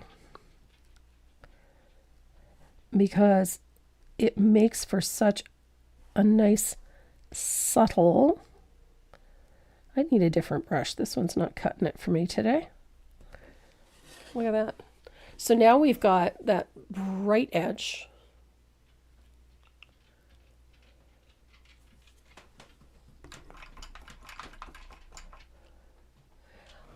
For colored pencil, I've known Lydia Steves for years, and I have most of her books too. I have all of the little minis. I love her stuff, and she's a phenomenal teacher. Such a talented lady. And she fosters all those kittens, so you can't help but love her. So once you've got that color in, we're going to use just a little bit of heavily thinned warm white to brighten our highlights just at the tips of those petals. Now I'm using heavily thinned warm white because I don't want a really harsh, bright white shadow. Look at that. So there's our tulip. It's not done yet. We'll come back. I'm going to come over to this yellow one because I love this. I love the little 4x4s. This one is splitting. This is a Decoworth brush, and I really like the chisel edge on this one, but it's I think it needs a good cleaning because it keeps splitting on me. So I'm going to go grab a black gold. Here.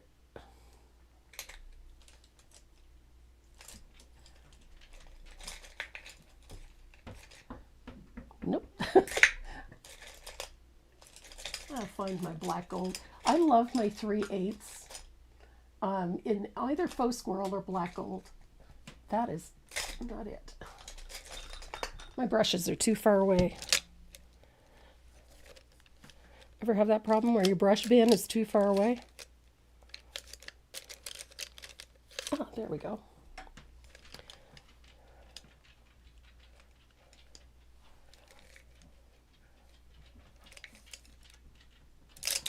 Honestly, I can't find my brush. If you're anything like me, you probably have a favorite brush, that sort of sits, and then when you lose it and you can't find it, it drives you crazy. There it is. Okay.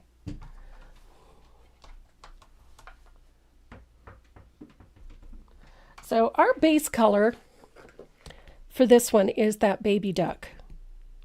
And it's very pretty. Baby duck is a very soft and very pretty yellow. We're going to use Sunset Gold to shade that buttery color. I love Sunset Gold. Saffron is a little too transparent for this. A little bit. The Sunset Gold is a little bit better. And I love the gold, that like sunny brightness. So I'm going to put nice float of that across the bottom. Look at how bright that is. Love it. And then we're going to float the inside as well.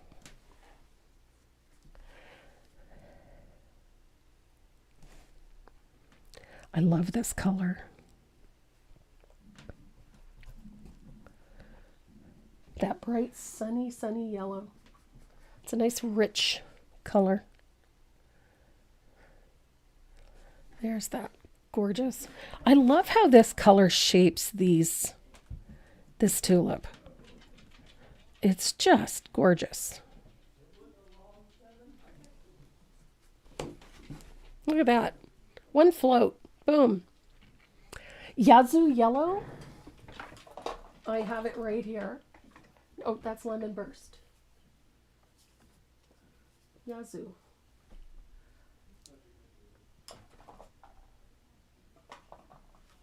I think I'm missing one. I'm not sure. No.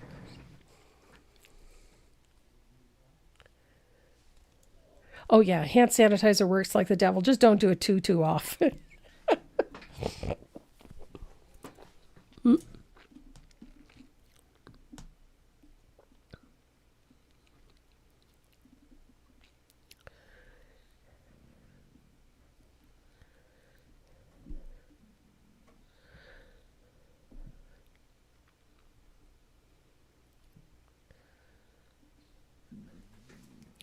This one is Lemon Burst. This is one of the new colors from last year.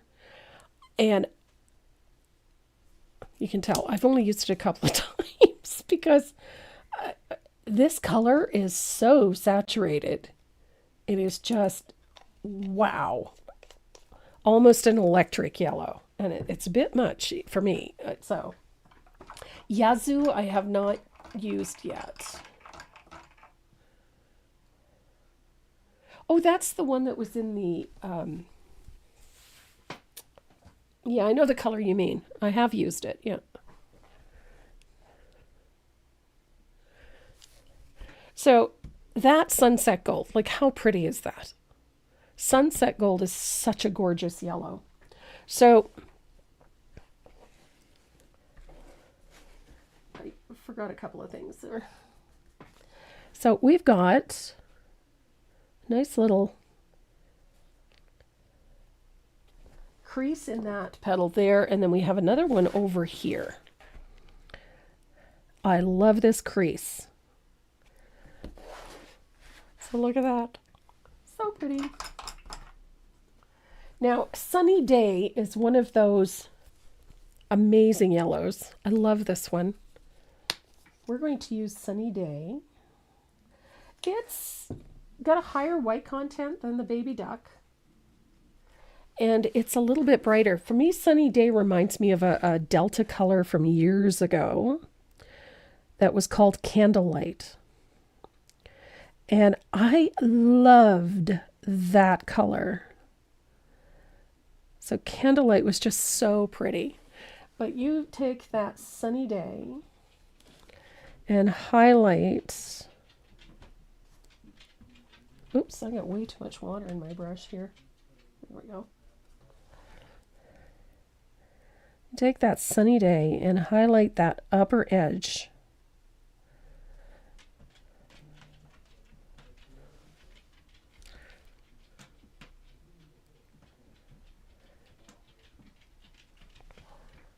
And it makes such a delicate looking tulip.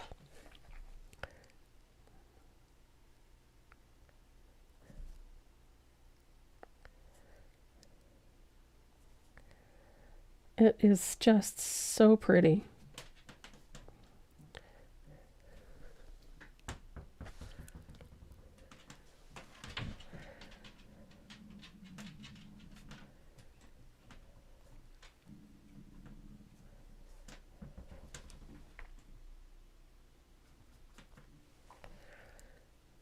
Just like that. I absolutely love that yellow. Look at that. So, Sunny Day, Baby Duck. Look at that. Makes such a pretty yellow daisy, or tulip, I should say. So the nice part is that once you put that highlight in and if it looks a little overdone, you can take a float of that, just like we did on the leaves. You can take a float of that Sunset Gold and come back in and just crisp up any of that shading that needs done. If it got a little overworked or if it got a little foggy, you can come back in and crisp things up nicely. Love this color. So then you end up with these nice bright sunny yellow tulips. Look at that. So I'm going to dry that. Bloody cold Montreal.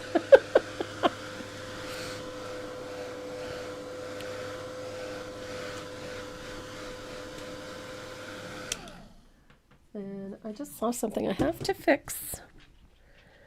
I did not get that float the right depth. There we go. That's better. So now we're going to pick up a little asphaltum. And this always makes people nervous, but when I say a little, it's just a teeny tiny bit. But watch what happens to our yellow. So I'm going to separate our petals. Look at this. So our yellow turns to a nice deep golden tone in all of those shading areas where we need that darker value. Just take a little care with it. A little bit down here. This just helps define those petals, sharpens up all those little spaces, deepen those creases in our tulip. Look at that. We're going to dry it, and then we're going to put a shadow across the bottom of the tulip. And it is teeny tiny bit of color. Blend it out well. And I'm going to put a nice little float across the bottom of the flower. And that gives us our depth. Look at that tulip. Stupid groundhog.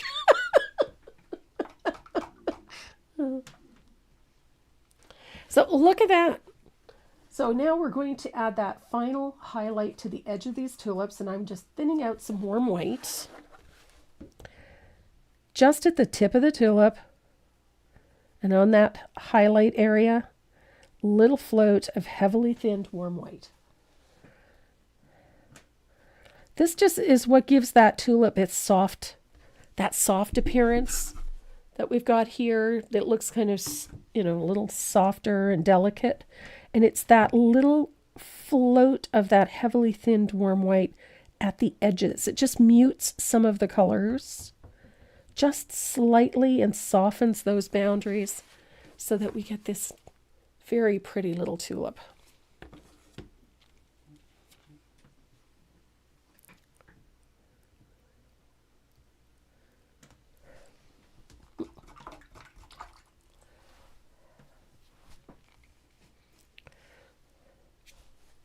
Now, our tulip, we're not looking for precision, and we're not looking for hyper-realism, because we're going to be making this a little more relaxed.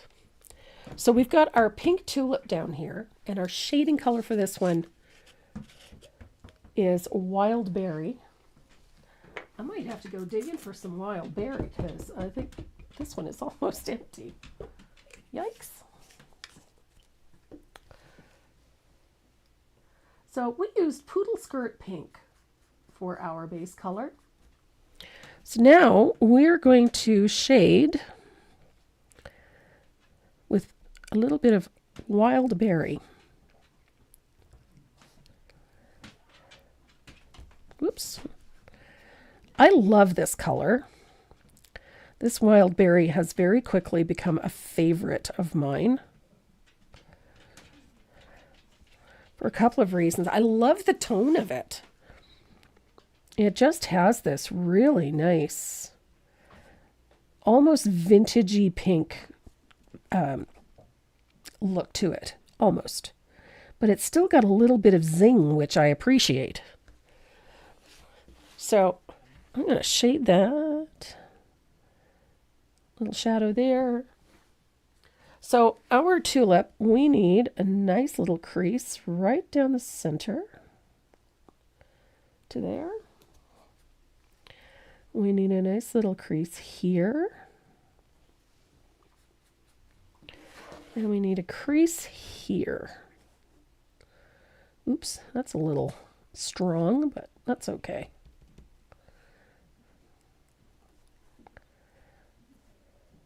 Look at that.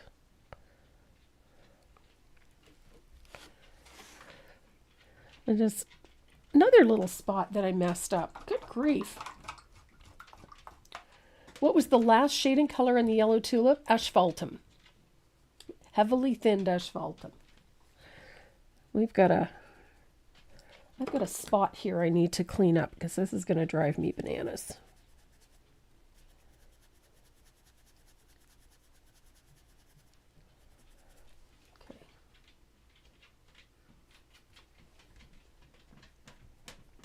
There we go. Oh, that was driving me crazy. I had a little bit of pink on the leaf that was...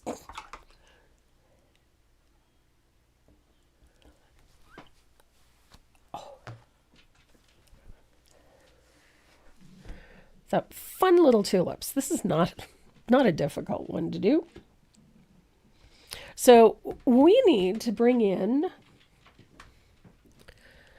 I need a brighter pink in this one. Good heavens. That's what it was. I do need some bubble gum. You're welcome, Sharon. So I got a little bit of bubblegum pink. Just a little. I like the tonation, the tone of this pink. It's got a little bit of zing to it. And I wanted some zing. So I'm floating the edges of my tulip, all of these outer edges, with a little bit of bubblegum pink. Because our tulip needed some oomph. And I'm essentially floating that right over top of that wild berry.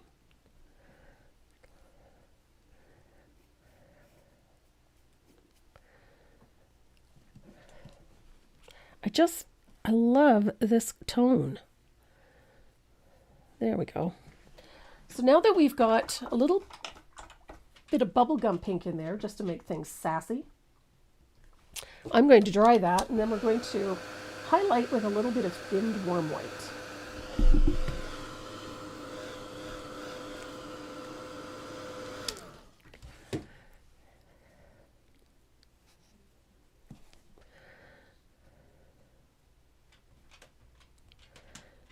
And again, that little bit of warm white is mainly just to soften the boundaries and brighten your highlighted areas.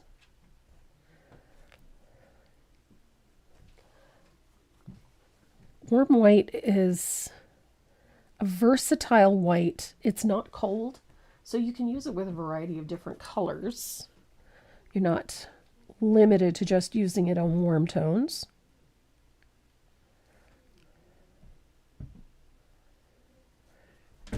I love this color.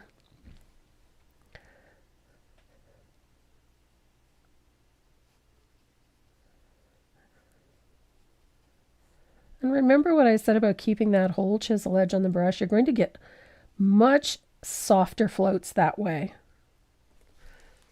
So look at our little pink tulip.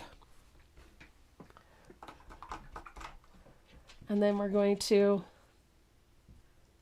do the same thing we did with the other two. We're going to thin out a little bit of asphaltum, heavily thinned.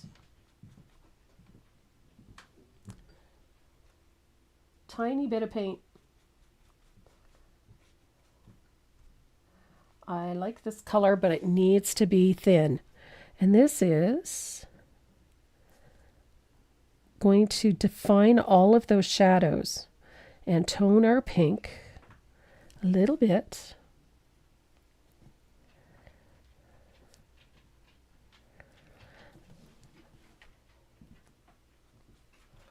And at the same time, it brings all of our flowers together,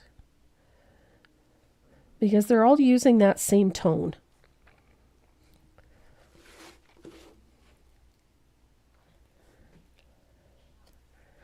Kind of a unifying thing. So once it's dry, we're going to use that. I'm going to come across the bottom of this with a float of bubblegum pink. Or sorry, a little float of that wild berry. And this is going to give us that wonderful shadow across the bottom of the flower. And you're going to walk it up just a little bit. It's what gives our flower that nice shape. And then when it's dry, you're going to go over that with a float of heavily thinned asphaltum.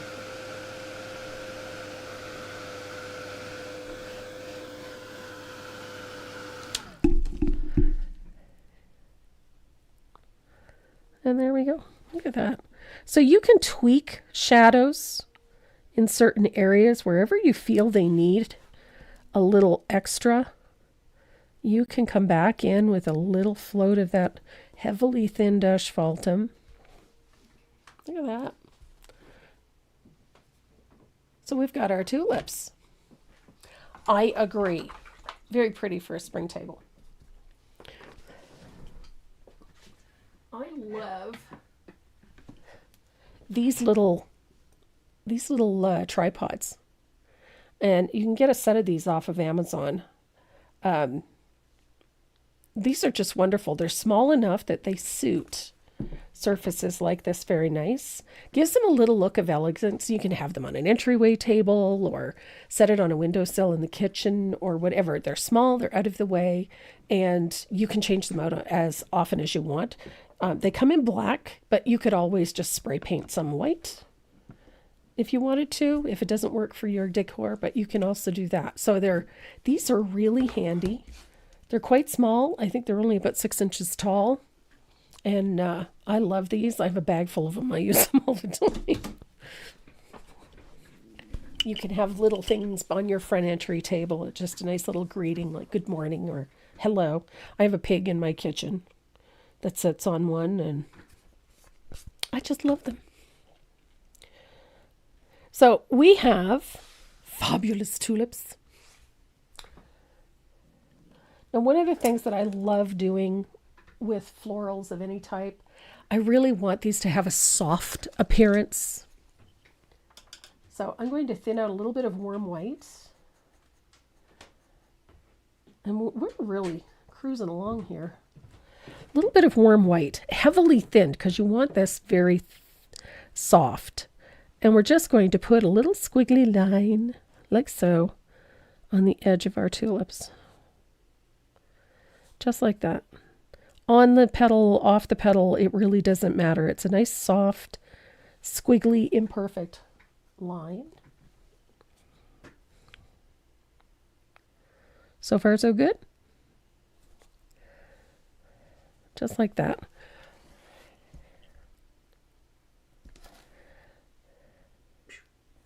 What?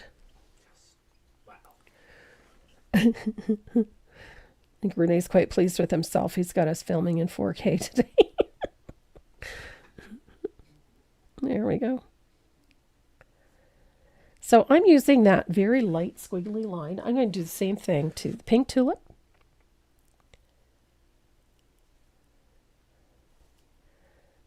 And it is very fine. It doesn't have to be perfect by any means.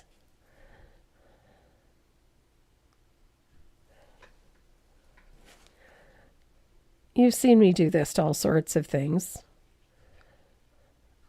I do the same thing to leaves too when I'm feeling the need. But I like the white on flowers, regardless of the color of the flower. It just softens the edge of the flower very nicely. And we're going to use another technique here shortly to soften these flowers even more. Because I didn't want them to be harsh. I want them to be very delicate looking and soft.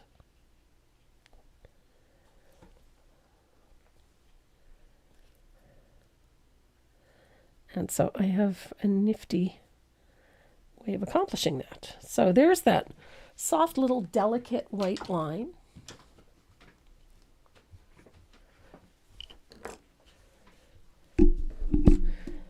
The liner that I'm using is my favorite. It's a 10-aught or 15-aught extra long detail liner.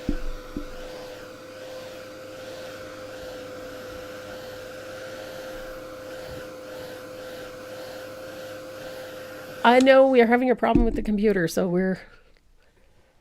we are temporarily working with the other laptop for the time being until we get the other computer working the way we need it to.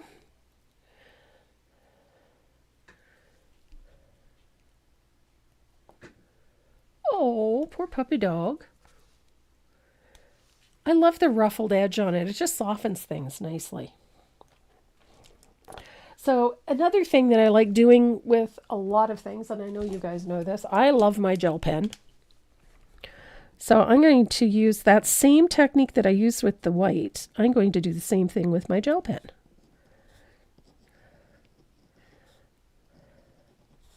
And I love tucking it in underneath my white line as well. Now, of course, this is entirely optional. If you don't If this doesn't appeal to you, that's okay. You're not going to break my heart if you decide not to do this. But I really like it. But that's a me thing. If you don't, that's fine.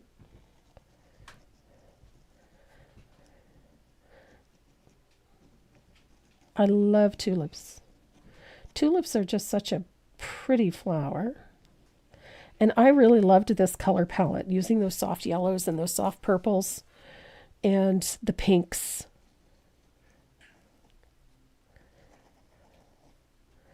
And this works for me.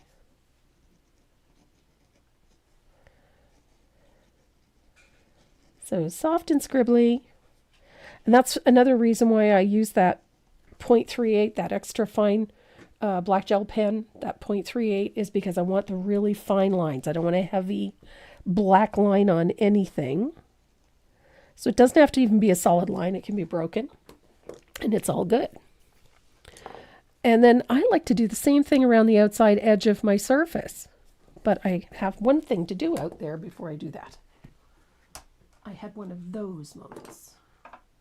So I'm going to use my big angle shader, and I'm going to heavily thin some asphaltum, just like we did on the tulips, and I'm going to heavily put a nice weak float of that all the way around the outside edge, just to tone that stormy a little bit.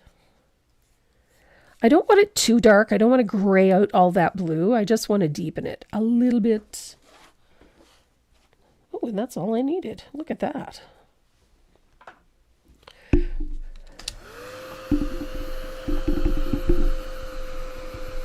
So I'm going to dry that. And then we're going to use that gel pen all the way around the outside edge. Just scritchy like this. And then I stop and I put in a couple little stitch marks. Ta-da. And then I go back over my line so that my line is all squiggly. It has to be squiggly. And little stitch marks. And more squiggly.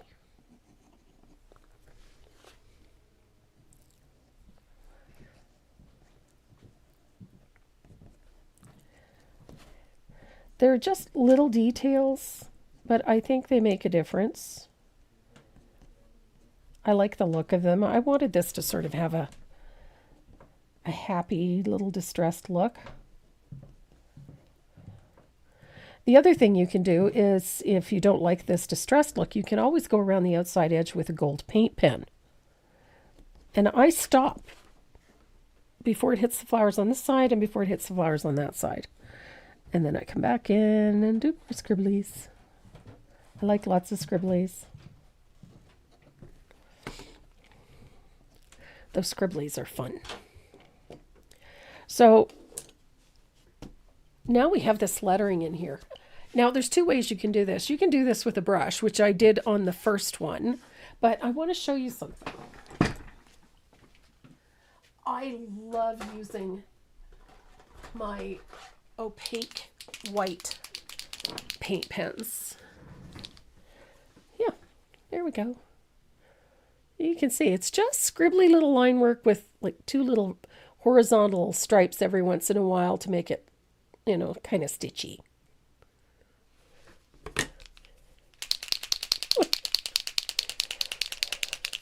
So I love these, the Posca pens. These are my favorites.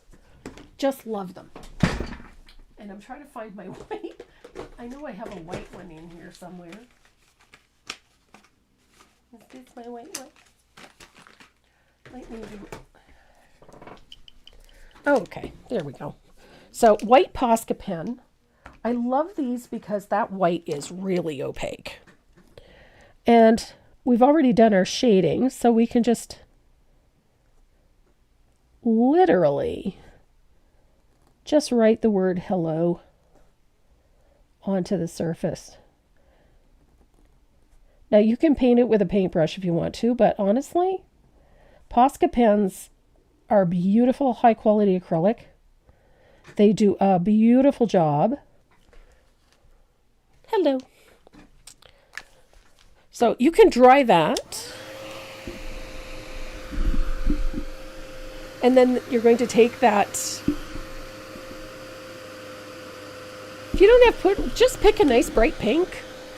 Poodle skirt pink. You could use electric pink. Or not poodle skirt pink. That's bubblegum pink. Hello. Baby pink will work just fine. Baby pink will work just fine. So once you have that in, take your black gel pen and put a black line to the right side of each letter, like that. And underneath. It just helps make this lettering stand out a little bit more. Nothing to it. I love my Posca pens. For doing simple, as in this case, a simple font, these are fantastic. And that little thin line on the lettering just makes the lettering, helps the lettering to stand out. You've got the shading in there. So this part's easy. There we go. Look at that.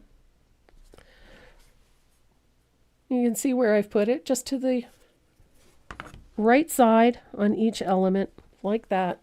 Easy peasy, helps the lettering stand out really nicely. Don't forget to put it in that underneath area as well. Doesn't have to be a solid line, it can just be a simple little stroke. And you wanted to see the stand again, this is it. They usually come in a pack of 3 on Amazon.ca and on .com. And they're fantastic. I have a bunch of them, and they're super simple, and they make everything look so pretty. Look at this. It's ideal for these smaller surfaces. It lets them stand up really nicely. So, we're going to use my fugly brush. And we're going to heavily thin some warm white.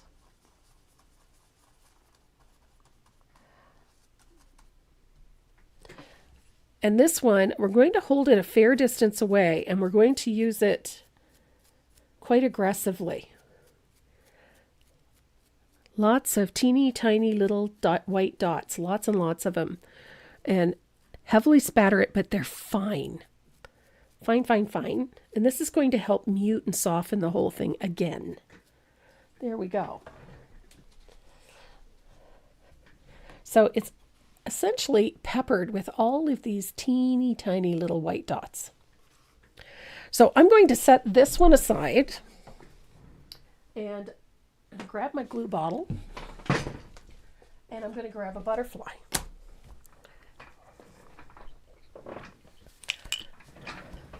And we're going to base coat our butterfly with baby duck. I've got lots on my palette. So baby duck it is. You're about to see how I base coat things. There we go. Baby duck, one coat, it's all that's necessary. And I'm going to dry that. This part is so simple. It's hello, not Rello.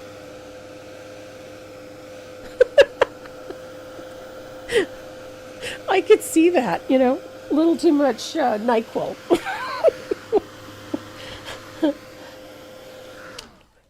So remember our drywall tape?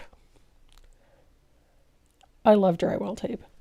So I'm going to stick that down, and I'm going to get a little bit of, this is salted caramel.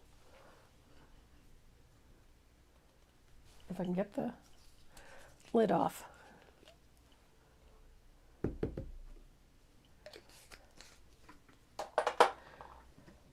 So there is salted caramel. I'm going to grab a stencil brush. And I'm going to pick up a little bit of salted caramel on my stencil brush. And much like we did the texture in the background, I'm going to put some pattern on my Flutterby. Doesn't have to be perfect. I think I might have gone a little whole hog with it, but that's okay. So I get a little carried away. So our butterfly has a little bit of salted caramel on it, and I love that it creates this texture on the wings. Look at that. Whoops. How do I not get paint? Oh, believe me, I do. Usually this one is black. So we've got that salted caramel on there. I mean, how pretty. And then I'm going to go to my sunset gold.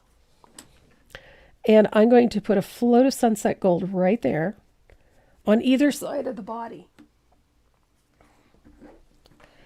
Right there, like that. And then I'm going to split the wing with a float of it there and there. So straight across from that little spot there.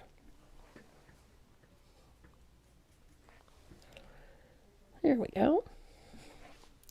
Doesn't look like much yet, but it will. Everybody's tired of the cold, I think. So then I'm going to grab a little bit of that Sunny Day.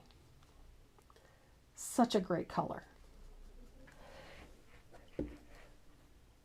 And I'm going to put a float of Sunny Day out at the tips of the wings or the edges of the wings, like so.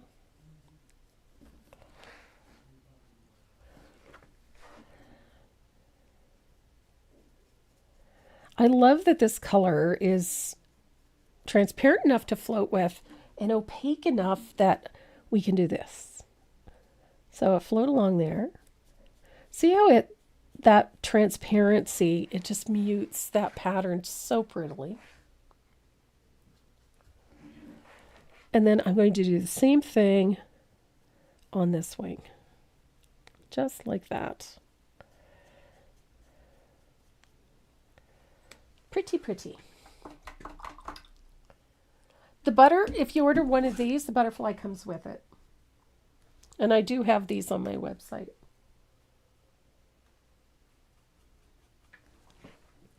So I'm going to take, again, heavily thinned asphaltum. And I'm going to put a float there. And there. And I'm going to deepen that float between the wings. Just a little. It looks fairly dark, but it really isn't. So, look at that.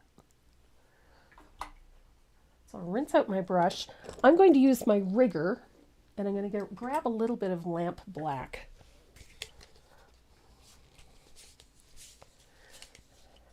Now, honestly, you can put your butterfly wherever you want on this piece. It can be down here with the tulips. It can be wherever you want it, quite honestly. I just kind of like the idea of having it on the handle. So I'm going to base coat my butterfly's body with a little bit of lamp black. Comme ça. There we go. And I'm going to dry that.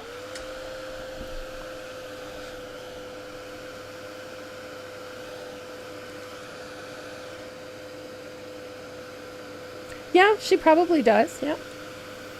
Sandy's got all kinds of butterflies on hers as well. So yes.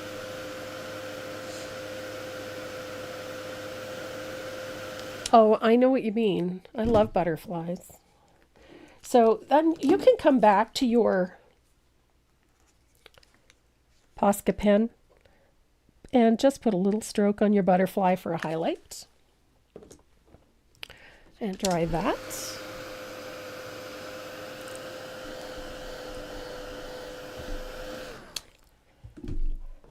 And then your little gel pen again.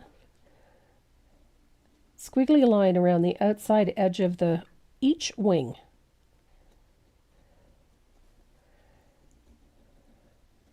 Nice fine, zigzaggy, imperfect. Just like we did on everything else. I usually go around a couple of times because I like the looseness of it. But that's just me.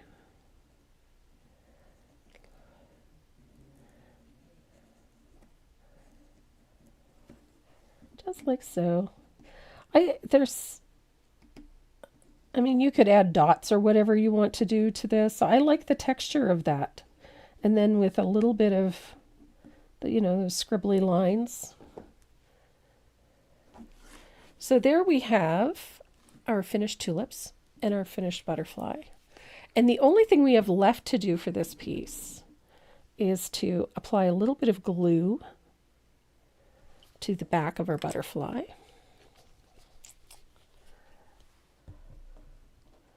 And then, again, you could, if you wanted to, you can use little spacers. I had one here a moment ago, but I don't know what I did with it.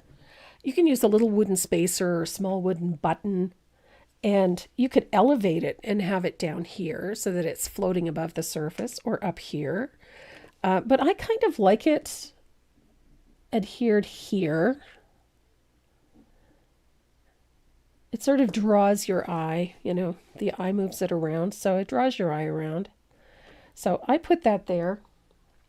Now, if you wanted to hang this, you could put a pretty piece of spring-colored ribbon on there. If you wanted to hang it up, it would look very pretty. Denise Chavez, do I normally paint the back? Yes. I normally paint the back of everything with black.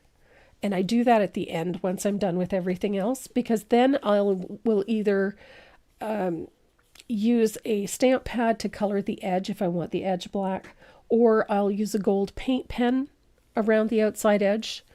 It all depends on how I want to finish it, but generally I would paint the back of this black, and then if I wanted to leave a note for somebody, or if I wanted to gift it to someone, I could sign the back of it and put a name and a date on there using my Posca pen. But there is our cute little piece. Where's my stand? So we've got a cute little hello sign with the butterfly. It looks so cute in these stands. I love these little stands for this. It looks quite elegant. And it has a really nice finished look to it. I'm not a huge fan of a ton of ribbon or raffia and things like that, but I do like to have little finishing details. And one of my favorites is to do the edges with a gold paint pen. I also like the back painted black or stained, but it needs to have a color back there. I just find everything takes on that finished appearance if they are. And then to seal this, because I'm using gel pens, a lot of my artwork, I always seal everything with 1 or 2 coats of Deco Art matte spray before I varnish. And again, I am an ultra matte girl. I like my low sheen finishes much better, but you can use whatever your favorite is. Makes for such a fun project. As I said, gold paint pens will finish edges very, very nicely. These ones work up very quickly. Because the surface is relatively small, it's compact. It has a nice little embellishment, and it's not a difficult piece to paint. This is a really great one for flea markets or craft markets and bazaars and things like that. It makes a very pretty one. I like the breadboard aspect because this could sit in your kitchen and it just looks so pretty. Nice little colors. Given the size of this, it's 5 1/4 across. You could use like a 6x6 canvas or a 6x6 artboard or a piece of masonite. You could even do this on watercolor paper and then frame it. So it makes for such a pretty piece to display. Does matte varnish Dull Galaxy varnish. Yes, it will.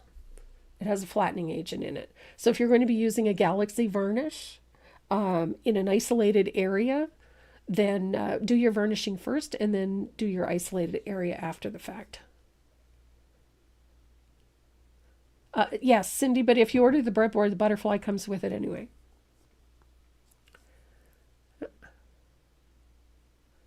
I like the effect of the drywall tape in general. I like it on the background, which was why I did it on the butterfly. I'm just carrying that from one to the next. Oh, that would be a great idea. Yeah. And then I would just glue the butterfly going the opposite direction.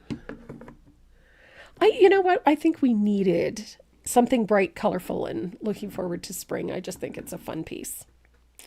So I'm just waiting on Renee to come back. And he's going to set us up with the wheel.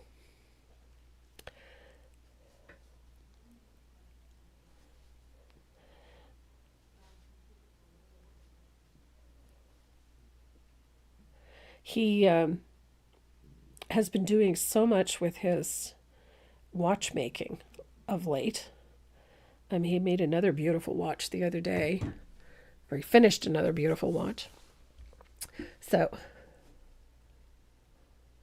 here we go. I'm glad you guys really enjoyed this one. This is such a pretty little piece. And they look so nice on an entryway table on those little tripods. I just think they're such fun to paint. Wheel time. It's wheel time. When will I be doing the sunflower? We'll probably be doing that one next week. Now, the sunflower one we're going to be doing those techniques, but on a smaller surface so that we can get as many of those in for you as we can. This is a large surface, but we're going to cover all of the techniques to do it. Yes, drywall tape to do the texture on strawberries works very well. I love this stuff. It's like a great little tool. Don't forget, we have a coupon code for you on the website. It's the secret coupon code. It's up in the little banner at the top of the homepage. You just can copy and paste it when you check out. What you doing? Got everything? That's a loaded wheel. Yes. Yep. So just to recap, we've got 3 Create bags going out this week. They're loaded with some Dynasty goodies. I mean loaded. I think there's 7 brushes in total in each one of those, plus some other goodies. We've always got some other goodies in there too.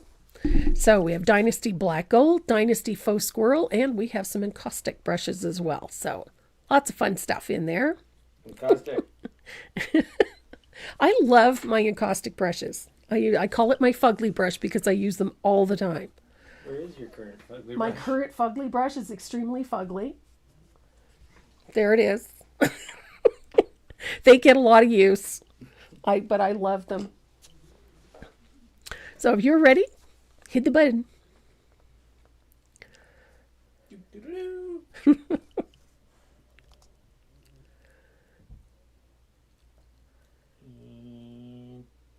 Lorraine Thurer.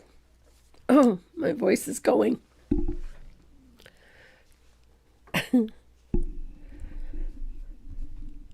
And if you're on the website, don't forget, take advantage of the clearance section. We've got surfaces and we've got stencils galore in there. There's all kinds of stuff in there. Here, so you can see the chat.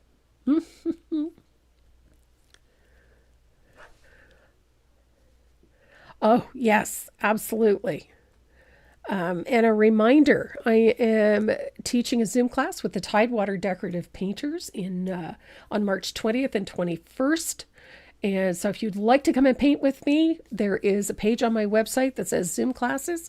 Go over there for more information and the contact for registration. We can't see most of the wheel.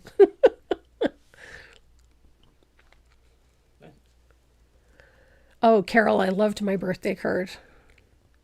Can't see most of the wheel. Yeah. Oh, it's because it's covered up with the name. With the name of the winner, yeah. And we'll spin her again. Patricia Jones. Nice.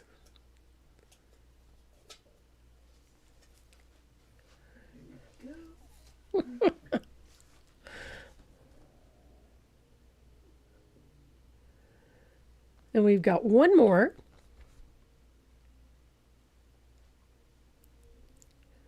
Pat Jones. Yay, I won.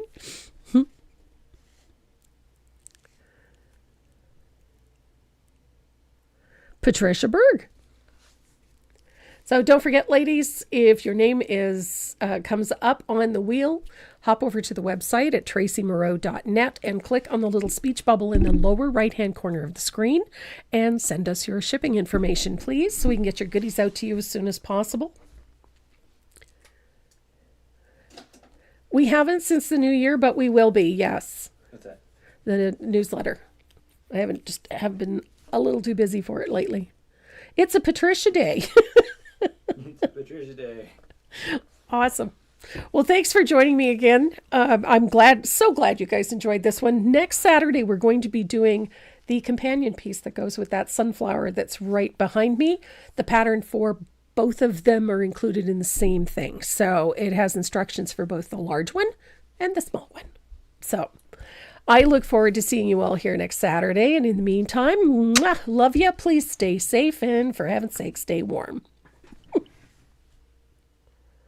Are you tired? Did he wear you out? You good, pup?